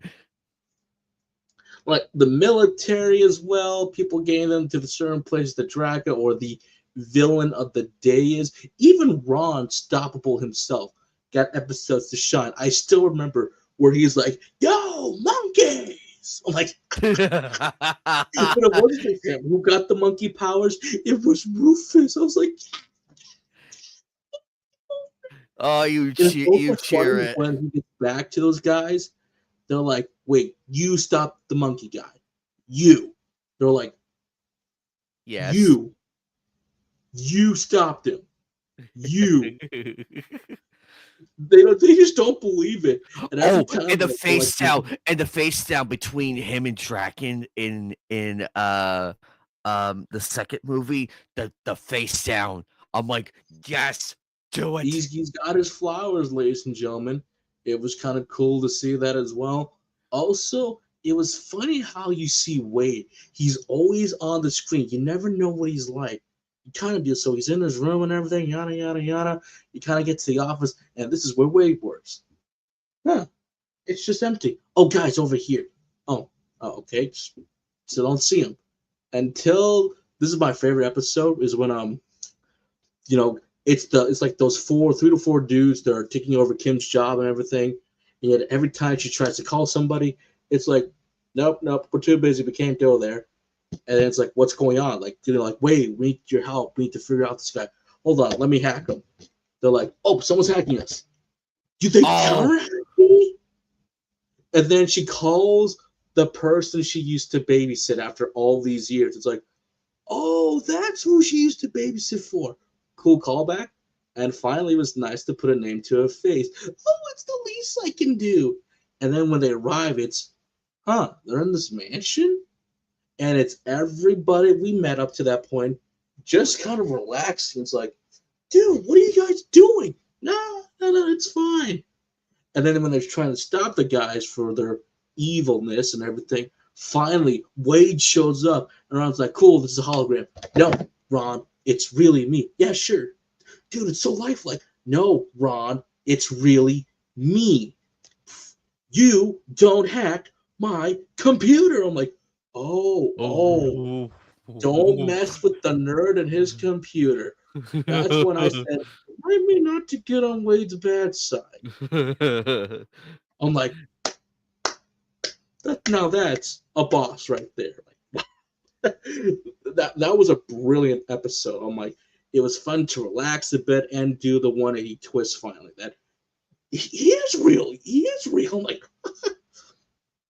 or the episodes when BB and Bonnie, where BB's went after Bonnie, that's like the head is perfect, and it's like, no, it's not, and their heads are upside down. It's like BB's must be perfect like Bonnie. I'm like, because it was like all those weird like trio droids because they moved so fast, and Wade's got like, oh yeah, if you want to catch them, you have to wear these special made shoes to go faster just to catch up with them. And every time that Kim and Rufus try to get to prom, they always overshoot it by everything. And then it's like, well, you just want to dance? I'm like, you're dancing with the naked mole rat. I couldn't stop laughing. I'm like, she's dancing with the naked mole rat.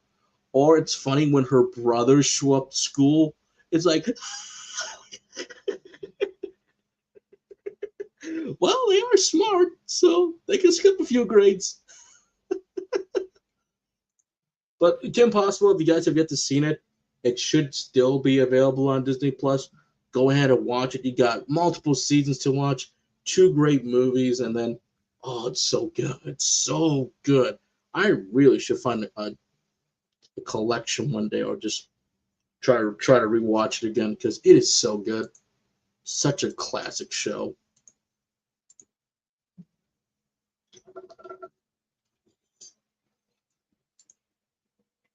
But I do have an update on Final Fantasy VII Part 3 and Kingdom Hearts 4.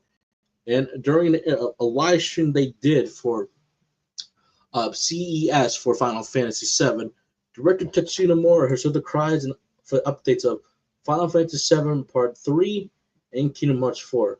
And he's happy to report development is progressively really smoothly. AKA, they're both doing fine. They're doing well, is what he's trying to say.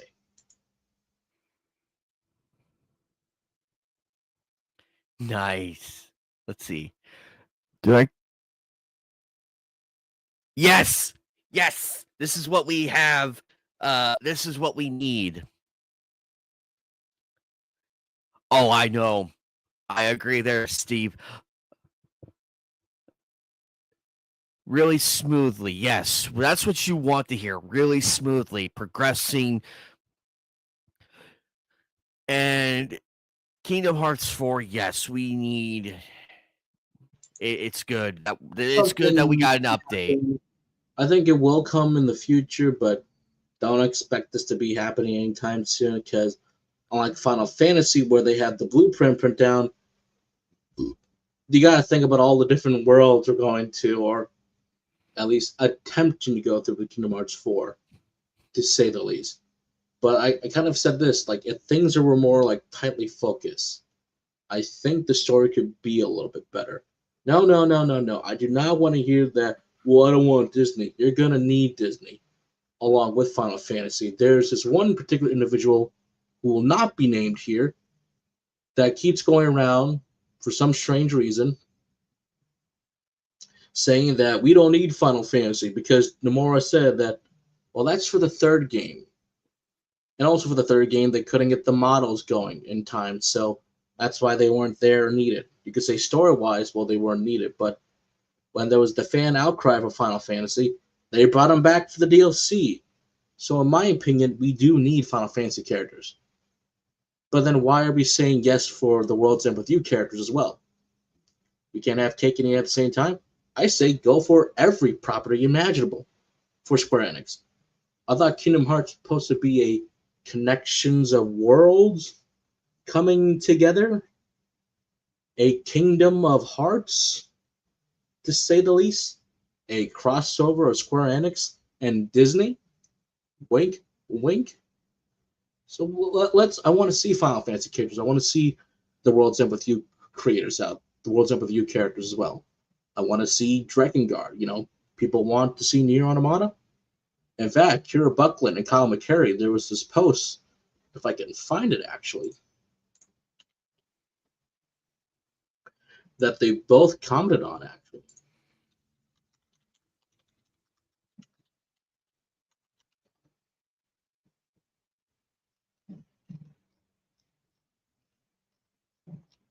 If I can find it again, because I know there was a post that she did. Not she did, but that both of these two like commented on. They're like, "Oh, that looks cool." That their characters within the theme park for Nier Automata that kind of like show like the Kingdom Hearts symbol and everything. It's like, ooh, all right, looks cool. So there's that as well. But at the same time, I think Kingdom Hearts 4 might be a little bit longer because I think they really need to get the story right for that one and just make it a good, fun game. But also, I want to see stuff we've never seen before again. Get a little bit darker, get a little bit more mature, and make it a fun game, please. Please make it fun. kind of give it like a good last huzzah that we can still make a proper game. And no, don't keep showing me that darn interview that he said no, but then is willing to change. There's only so much you can say in an interview, and over time your mind starts to change a little bit. So I want to see everybody.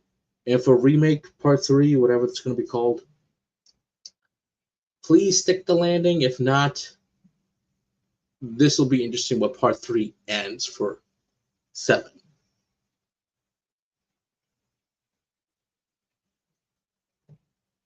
I agree. They need to do more innovation to the game.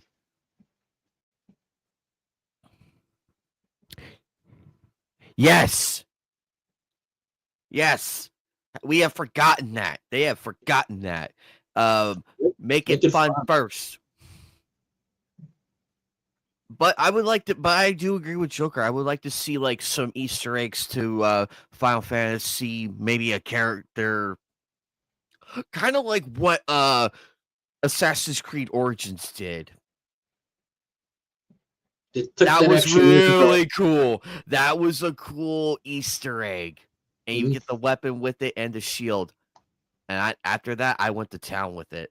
I went to town. You know, make it fun, make it cool. Like, to me, I think Kingdom Hearts 4 should recapture what made, like, kind of like the first 3 games. You know, 1, Chain Memories, and 2. So fun to begin with, but also kind of get back to that storytelling of 1. Make it a mystery. Make us want to explore these worlds while adding in the stuff that the later games are known for. So if they go in that direction, I think we'll get a good game. For remake, rebirth, reborn, whatever they're going to call it, for part... No, they already did rebirth. Rebirth was part 2. I am still skeptical because it took 2 full games, like 40, 50 hours experience, depending on your playthrough. It took 2 full games to tell 1 disc of the original Final Fantasy VII. Let's put that in perspective.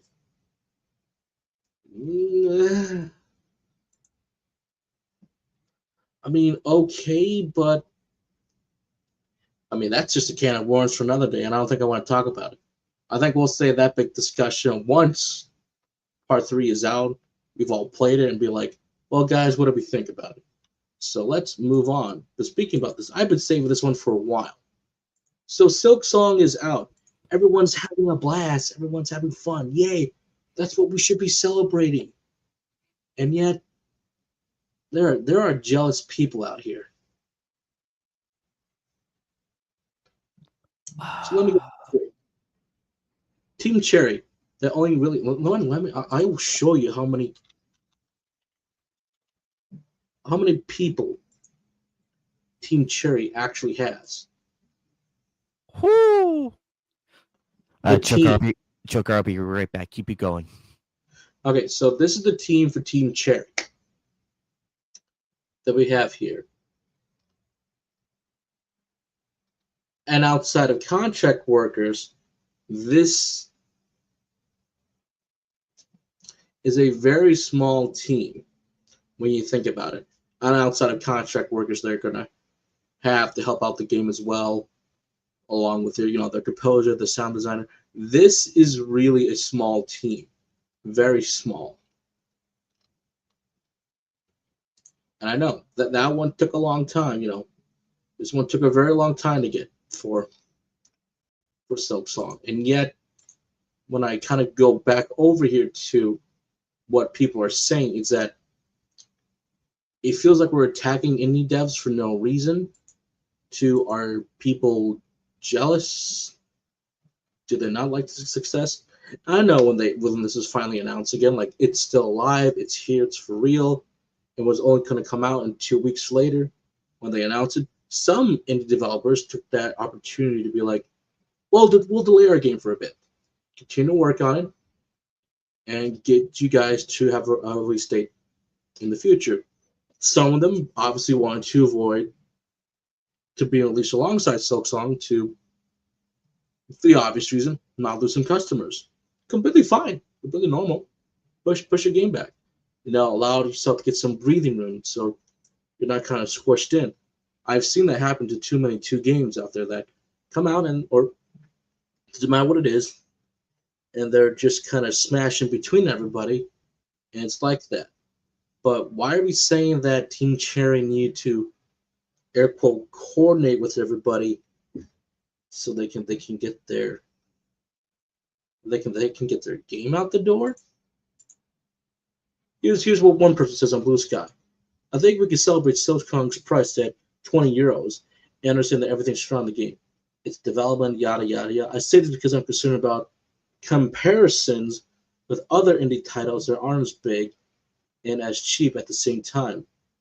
Hello, these are completely different sentences and everything. Here's another one. The biggest massive quality in a game like Double and Silksong coming out for extremely cheap, yet sets that keeps the bar at the level where any indie game dev that doesn't have a giant smash hit can barely scrap by. What? Even something like here, I'm like, what are we doing? And it's not just that as well. Here's another tweet. Thank you. I'm glad for Legacy Kill for pretty much getting some tweets up here that we can see. Can't be the only person who thinks it kind of fuck up for Silksong to reveal its release date so late. Like, man, you are indie developers. You should understand the struggle that studios go through. What? There's another statement as well by another individual. Again, what? Team Cherry confirms all devs selling the games for over $20. No, that's a completely different sentence. So it's not just that as well. Not a few tweets. There we go. Thank you. I immediately reactions to the Silksong continue to show that indie space is giving gamers value while the AAA industry jacks the prices up. Boy, I was wrong thinking everyone thought the same. Many wanted Silksong's higher price tag. What? Excuse me, what? So in conclusion, what I'm trying to get at here, even what Michael is getting at here as well, have we lost some respect for game developers? Yes, everyone's making indie games or AAA games. Some of them take a very long time. Don't forget, so did Silksong. They took years to come out. And like I said, let's go back to the actual team over here. This is the team that made Silksong. 3 people outside of contractors, of course. Don't forget, those contractors will get paid as well. But a 3-man dev team plus contractors, think about that. They might have grown a bit more over the years, maybe forgot to update it, but that is a very small team working on a game that people have waited for, that was a smash hit back in the day. Don't forget, also grew the following over time, so the expectation for them was pretty high to get out the door. But at the same time, we get responses like this, and maybe Team Cherry could afford it. Maybe others couldn't. And Steve is 100% correct going over this. As we learn, AAA higher price does not equal better games. Don't forget, competition drives innovation. Yep. If they can take their game and it sells for less, then others have to learn and do better. $20 is a steal right there. Yeah. And what you get for your buck could be the best thing in the world, or it could be the worst thing in the world, depending on who you're asking. But everything I've seen from Silksong that's been coming out, people have been stating that this is really good. Even those who pirate darn games are saying, pay the price. That's what they're saying. But what Michael is also saying, that it's not just Team Cherry who saw this. Remember when Baldur's Gate 3 was coming out the door by Larian Studio? How it's like, oh, everything's fully voiced and everything, your decisions is going to really impact the story in the end and everything. You need to be careful with your decisions, and yet same attacks at a cheap price. I think it was like 40, maybe $50. not quite 70. And it's like, no, no, no, no, no, you can't do this and everything. You can't do that, or some people not willing to put in the effort. Larian took a very long time to make that game. And at the same time, they were selling it at a reasonable price and like, seemed to be pretty good hands. And when people played Baldur's Gate 3, people said that, hey, this feels like playing like classic BioWare, like Knights of the Old Republic, Dragon Age 1 at least, and the original Mass Effect. So that's a good selling point right there. It reminds you of all those games. 2 classic CRPG games out there. And Steve is right again. For $20, people are willing to spend more. I'm not willing to spend, despite the stable job I have, willing to spend another $70 on a game that, I may or may not be wanting to pay because how high the price is, depending on if it's a company I trust or not, or just say I just don't have time to play something like that. I'm looking for something that could be at a cheap, affordable price to say, hey, I want this game to come with me. I miss the days of demos we used to play to like try a game out and kind of go from there. Then again, those demos are still expensive and they require their own time to develop and play as well.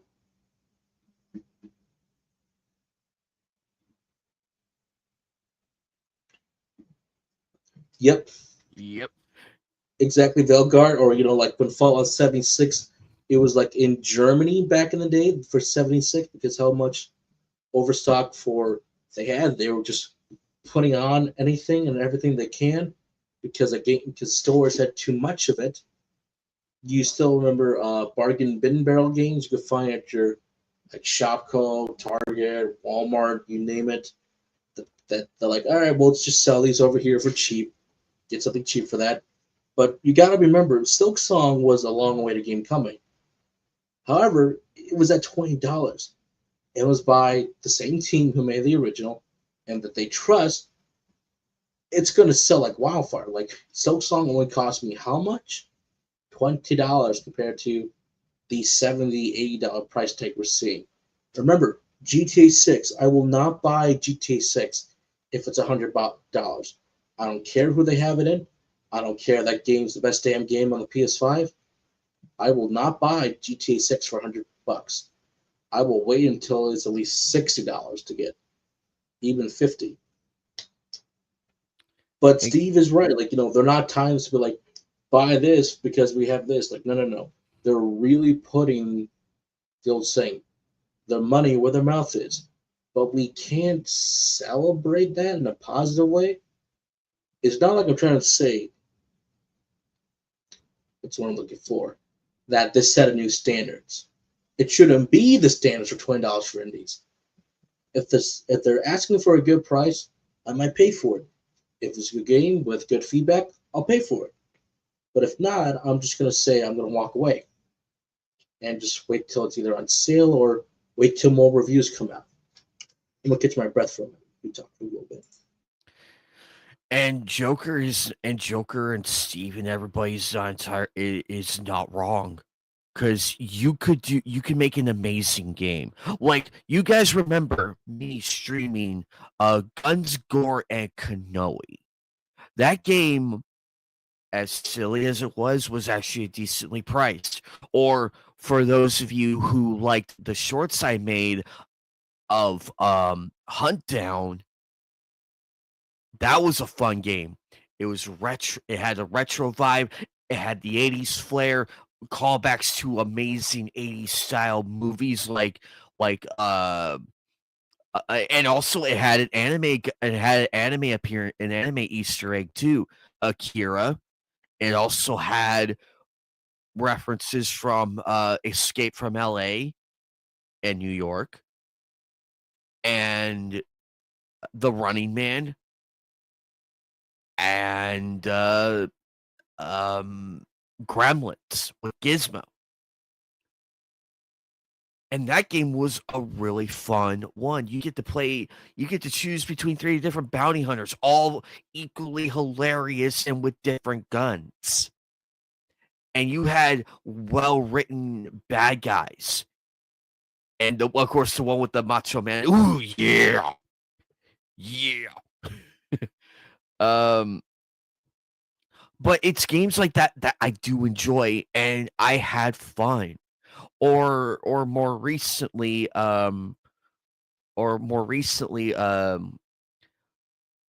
think it was Mafia: The Old Country. Again, very well done, reasonably priced, with content coming out pretty soon, like DLC coming out pretty soon. I am very excited to hear about it and everything. And I miss those days. Or I'll go further. I will go further. X-Men Legends, a beautiful game that showed respect to the old characters. Had wonderful Easter eggs, a lot of tie-ins to certain character backstories, references, the ending, just that characters how they're supposed to be. And it was a long game, granted, but it was a lot of fun. And Cherry Tree, I heard a lot of great things of Silk Song. I heard a lot of great things, and I'm happy for them. We need to continue this, and always go go with this, because to go with this, because Silk Song learn the MIFFF. Make it fun first. And from what I heard, Silk Song is a lot of fun. And it's a lot of fun, and it sells. Veilguard, I will say this, Veilguard was really, really bad. I think it probably tanked the entire franchise. Yeah, I think it tanked it completely. And that was so, and it's so silly when you think about it, how it went from Inquisition to this. And now it's like, damn. And of course, bigger pricing game does not mean it's going to be good. Actually, you know what? I went back and played Tony Hawk 3. The honeymoon phase was long over, but guess what, guys? It was not made by Vicarious Visions. It was made by Iron Galaxy. Go play 1 and 2 remake, and then go play this one. You'll see a vast difference. You'll see a vast difference. Because if it was made by Vicarious Visions, we would still have the bikini girls and everything. I bet a lot of you noticed that during my playthrough of Cruise Ship. I bet a lot of you noticed. And I started noticing the things. As great as 3 was, apparently I mean, and the levels were fun as fuck and everything, and I love the levels. But what really hurts it is Tony Hawk 4. Because remember, Tony Hawk 4 was an open world adventure, to say the least. And the career mode in that one was a lot of fun. Just because it's a remake and it's high priced does not mean you're going to get a good game. You might, but at the same token, you just don't know. And this year, for $20, people are going to be more than likely to buy the game before word of mouth sells the game. Yes, that is correct. And I agree. Word of mouth does help, but if you price your game, look at Crash Bandicoot 4. I'll go further. Crash Bandicoot 4, look at that one. A completely new, a brand new game for the Crash series. Takes place right after Crash Bandicoot Warped. But wait, Anime Night, we have Wrath of Cortex. So I'm going to stop you right there. It's officially Crash Bandicoot 4. It takes place right after. It takes place right after 3. However, I still respect Wrath of Cortex and everything. I respect the old games. But this one, though, was a lot of fun. If you don't go the completionist route, I guarantee you're going to have a great time. If you just don't feel like gathering up everything, you're going to still have a good time.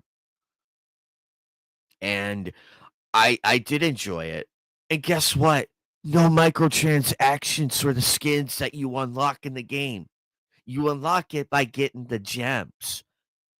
That's how you do it. And that game was reasonably priced for $40. That was a good deal. Well, me, I got I pre-ordered it and everything. Well, I don't know if I don't think I pre-ordered it. No, I did. I did it online actually.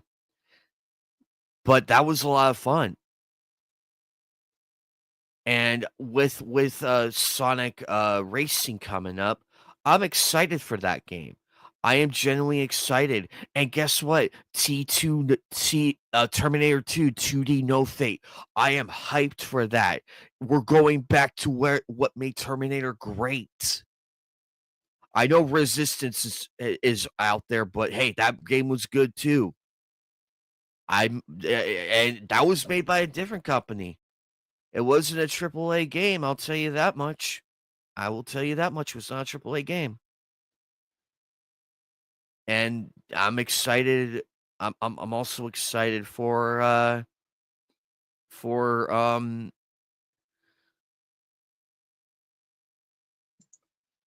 I think it's a excited. lot. Even like if you want to go like to some recent stuff, look what happened to Lost Souls aside, and when you even go through the threads of their development history, start off it's just like an Unreal project. Like, here's what I can do. It's encouraged to make the game. Like, all right, I can do this. It is a solo man team. Until it's like, okay, I get more help, I get more people, we're making the game. They're still funding it, even with the help of Sony, that does help out well.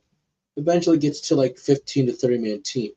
But when you think about it and like what happened in the end, kind of like the big thing at the time was open world games. So they kind of try to go through like an Final Fantasy meets DMC in open world. Cool concept. But development has to hit a restart because like you can't do open world. We need to fix this. Restart the game from scratch again. It does come out, but people are still saying that, this feels like a good 6 out of 10, almost a 7 out of 10 game. And they also have said that if they focus on what they were good at, it would still be a really cool game with action in it, but the story sucks. There's some bad stuff here and there. And it's not a bad game by a first development team. You can tell that they did their best they can with how much time they had left. Here's the thing, though. They got out the door, and it's like, well, almost. But then again, that pricing point is actually pretty reasonable. So it's like, oh, good, but people are still saying that it's still buggy. That it's taking multiple patches, which I condemn them for getting all the patches out the door quickly as possible. So hopefully the next game will be better. And hey, they'll just take what they learned here and make it better. So not a bad start, but it could be a little bit better. It was a rocky start, but hey, you made it across the finish line. Congratulations. Even one of the games I recently finished playing on my PC, I had a review for this up there, and it's still up there to this day. That right now, that even I stated that at this point I should know exactly the type of visual novel I'm getting into for this company, who shall remain anonymous. But it's like there's only two things I can find now that were good: some of the backgrounds and some of the music. But everything else was just cliched after cliche. I'm like, no, no, no, no, no. This is the big one that they were hoping to get out the door, and it was delayed a couple times. So I'm like, okay, there's got to be something good in here. I couldn't not find one single positive thing about the story. other than this. It's another vanilla story. They played it safe, and it was just filler. It was a filler visual novel. Now, someone might say, "Why did I torture myself?" I wanted to see if this company was willing to improve. I wanted to see if they improved the writing. I wanted to see if they improved their storytelling, character design, and their approach to visual novels. But unfortunately, to me, I'm not going to buy the next game. I played all of them, and I felt like there's only one novel that I liked, but even then, that one was average. So it's like, no, they did their best, and I will just say, I'm just going to move on. I could make a video, but I don't want to. My review says it enough. That tends to happen. And it's like, it's not their fault. It's not my fault. It's just that they found what works for them. And that's the sad thing you could say. Across entertainment, you will find stuff that, well, it works once. Why not do it again? And you get in a habit of very much like bad games or developers that don't know what they're doing. Heck, remember, Bethesda. Well, hell, let's not even look at Bethesda right now. Let's look at Pokemon. Let's look at Nintendo, because they did it again, Enemy Knight. They patent something. Oh, God bless America. What the hell? They patent something. This is so stupid. Like you know how like How many times do we have to teach you this lesson, old man? they did it again. Another lawsuit, another patent. How I thought WB was bad, but I can't. I'm not joking, folks. Nintendo and Pokemon Company pick up a patent on summoning a. What? What? Play the clip again. What? What's Oh, wrong one. How many times do we have to teach you this lesson, old man? I'm not making this up. I'm now summoning a character. And letting it to fight another. That is not original. Stevie, get in here. Come on, Steve. You know, Genshin, we pick characters to fight alongside us for the squad. Digimon does this as well. Marvel Rivals? Fake Grand Order, this is also summoning. What is the summoning mechanic? Are we throwing a Pokeball that you try to do with Power World and everything? Nintendo Pokemon Company had joined a secure patent involving summoning characters learning how to find another. A remnants of what we see in Pokemon games where player can. No, that's not original. Sorry, that's not original. Even Ultraman did this. That's not original. A few days ago, the U.S. Patent and Trademark USPTO approved the filing for which the patent number. Okay, that's a big number. That also ties into a certain patent. Okay, that's a big number. Related to the smooth switching of writing object. No. Isn't there a PlayStation exclusive right now that we can ride a sword that's by that game company? I think there is, because it's like their new one after Journey. So how? Let's continue. Though the thought here is that Nintendo is registering a new patent or modifying others so that it can further combat Power World, it is. Don't lie. On top of that, it could deter other games from competing. However, the idea of summoning characters and letting it fight others could apply to many different titles that have already been released and could impact future projects. What? This patent was actually filed 2 years ago? Then granted, it's this summer before issuing it last week. This is just to go after Power Worlds.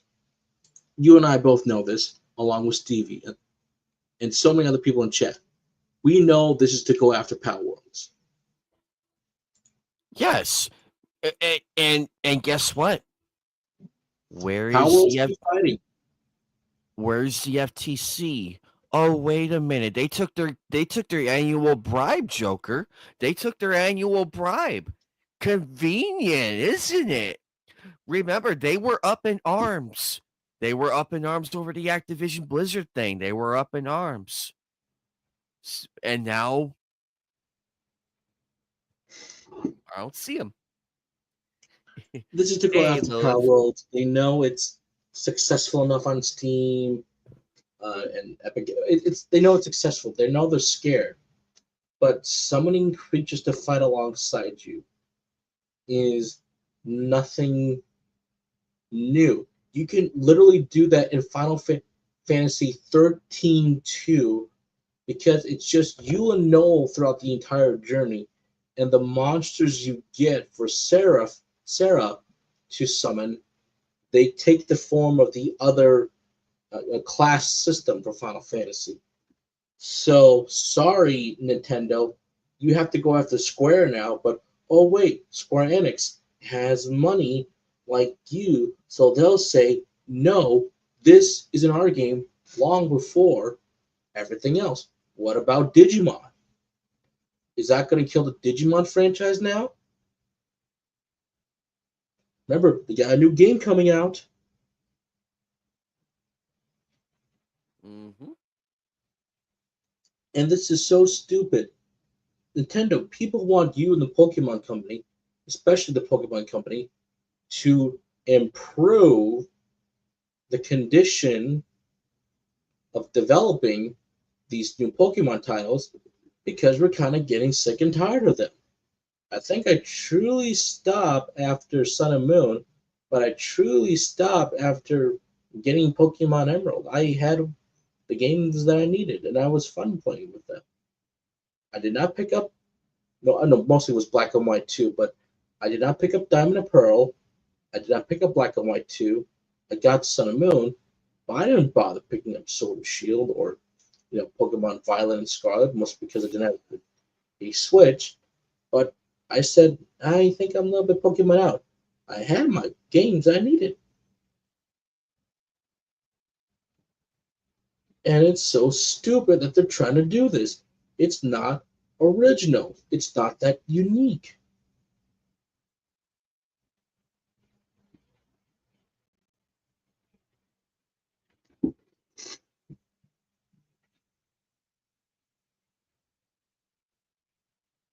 Exactly. And it's like, oh my lord. Uh, Another patent. I can't believe this. Nintendo, just come out and say you hate Power World. Just come out and say it. Because clearly, we all see it. And it's like, what next? Are they gonna patent? Oh, we don't like the way the characters are running and traveling with people. Oh wait, what's this? It doesn't. Don't get. You're not. They don't think they will, ladies and gentlemen. They will. Hey, Lilith, how are you? Um, but yeah, Joker. How many more patents is the Nintendo is really practically pissing money out the window right now. They could be updating a few certain things, Nintendo. Nintendo, you could be updating a few certain things and probably lower your prices. You know what, Joker? You know what? I think this is another reason why they raised the price. They know they're losing. They know. Because everybody loved Power World and it got a great review and stood up on its own. It stood up on its own and it became popular real quick. I mean, yeah, Pokemon kind of did it first, but hey, you know what? Power World on its own, really fun. I watched a few streams from people, and and and I'm actually happy for its success. I'm mad that they're getting sued by Nintendo over nothing. Over nothing. This is like a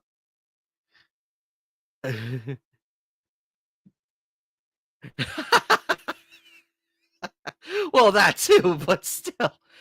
Oh my lord. Joker, this is just Nintendo continuing to prove why I miss the old president. I miss the old president of Nintendo. At least he knew what was fair and reasonable from time to time. He would just sit there and be like, "Oh, I like this," and not give a damn in the world. But unfortunately, we have suits in the office, and everybody knows what happens when you put suits in the office. In everything, actually. But I digress.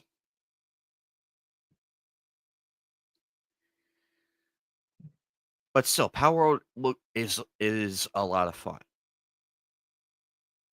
And it deserves to be recognized for that.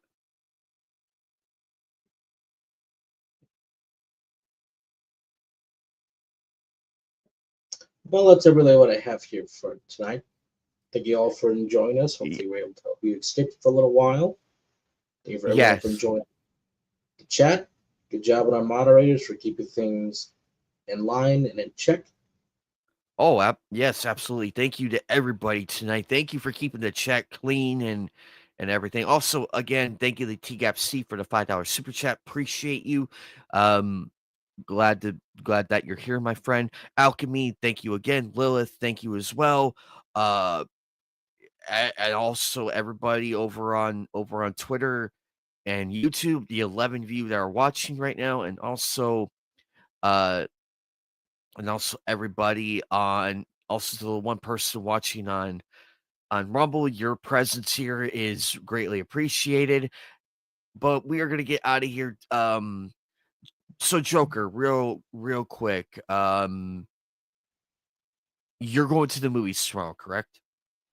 I got to work tomorrow, so You gotta work tomorrow? Okay. Keep me updated on that. Oddly enough, I work tomorrow too, but luckily it's the morning time, so I'm gonna be around for the rest of the night after. But let me know how the movie goes, though. Let me know, because I like hearing your reviews and everything. Be sure to check out Joker, makes awesome content. Check out everybody's channels, and also hello to Phoenix, you're watching. We love you, man. Good luck on your thing, on your content as well. Jasmine, we love you. Take care. Damn it. Anyway, I'm gonna get out of here, guys. Yes. Exactly. Anyway, we're gonna get out of here. Thank you again, Lilith, for coming on by. We appreciate you.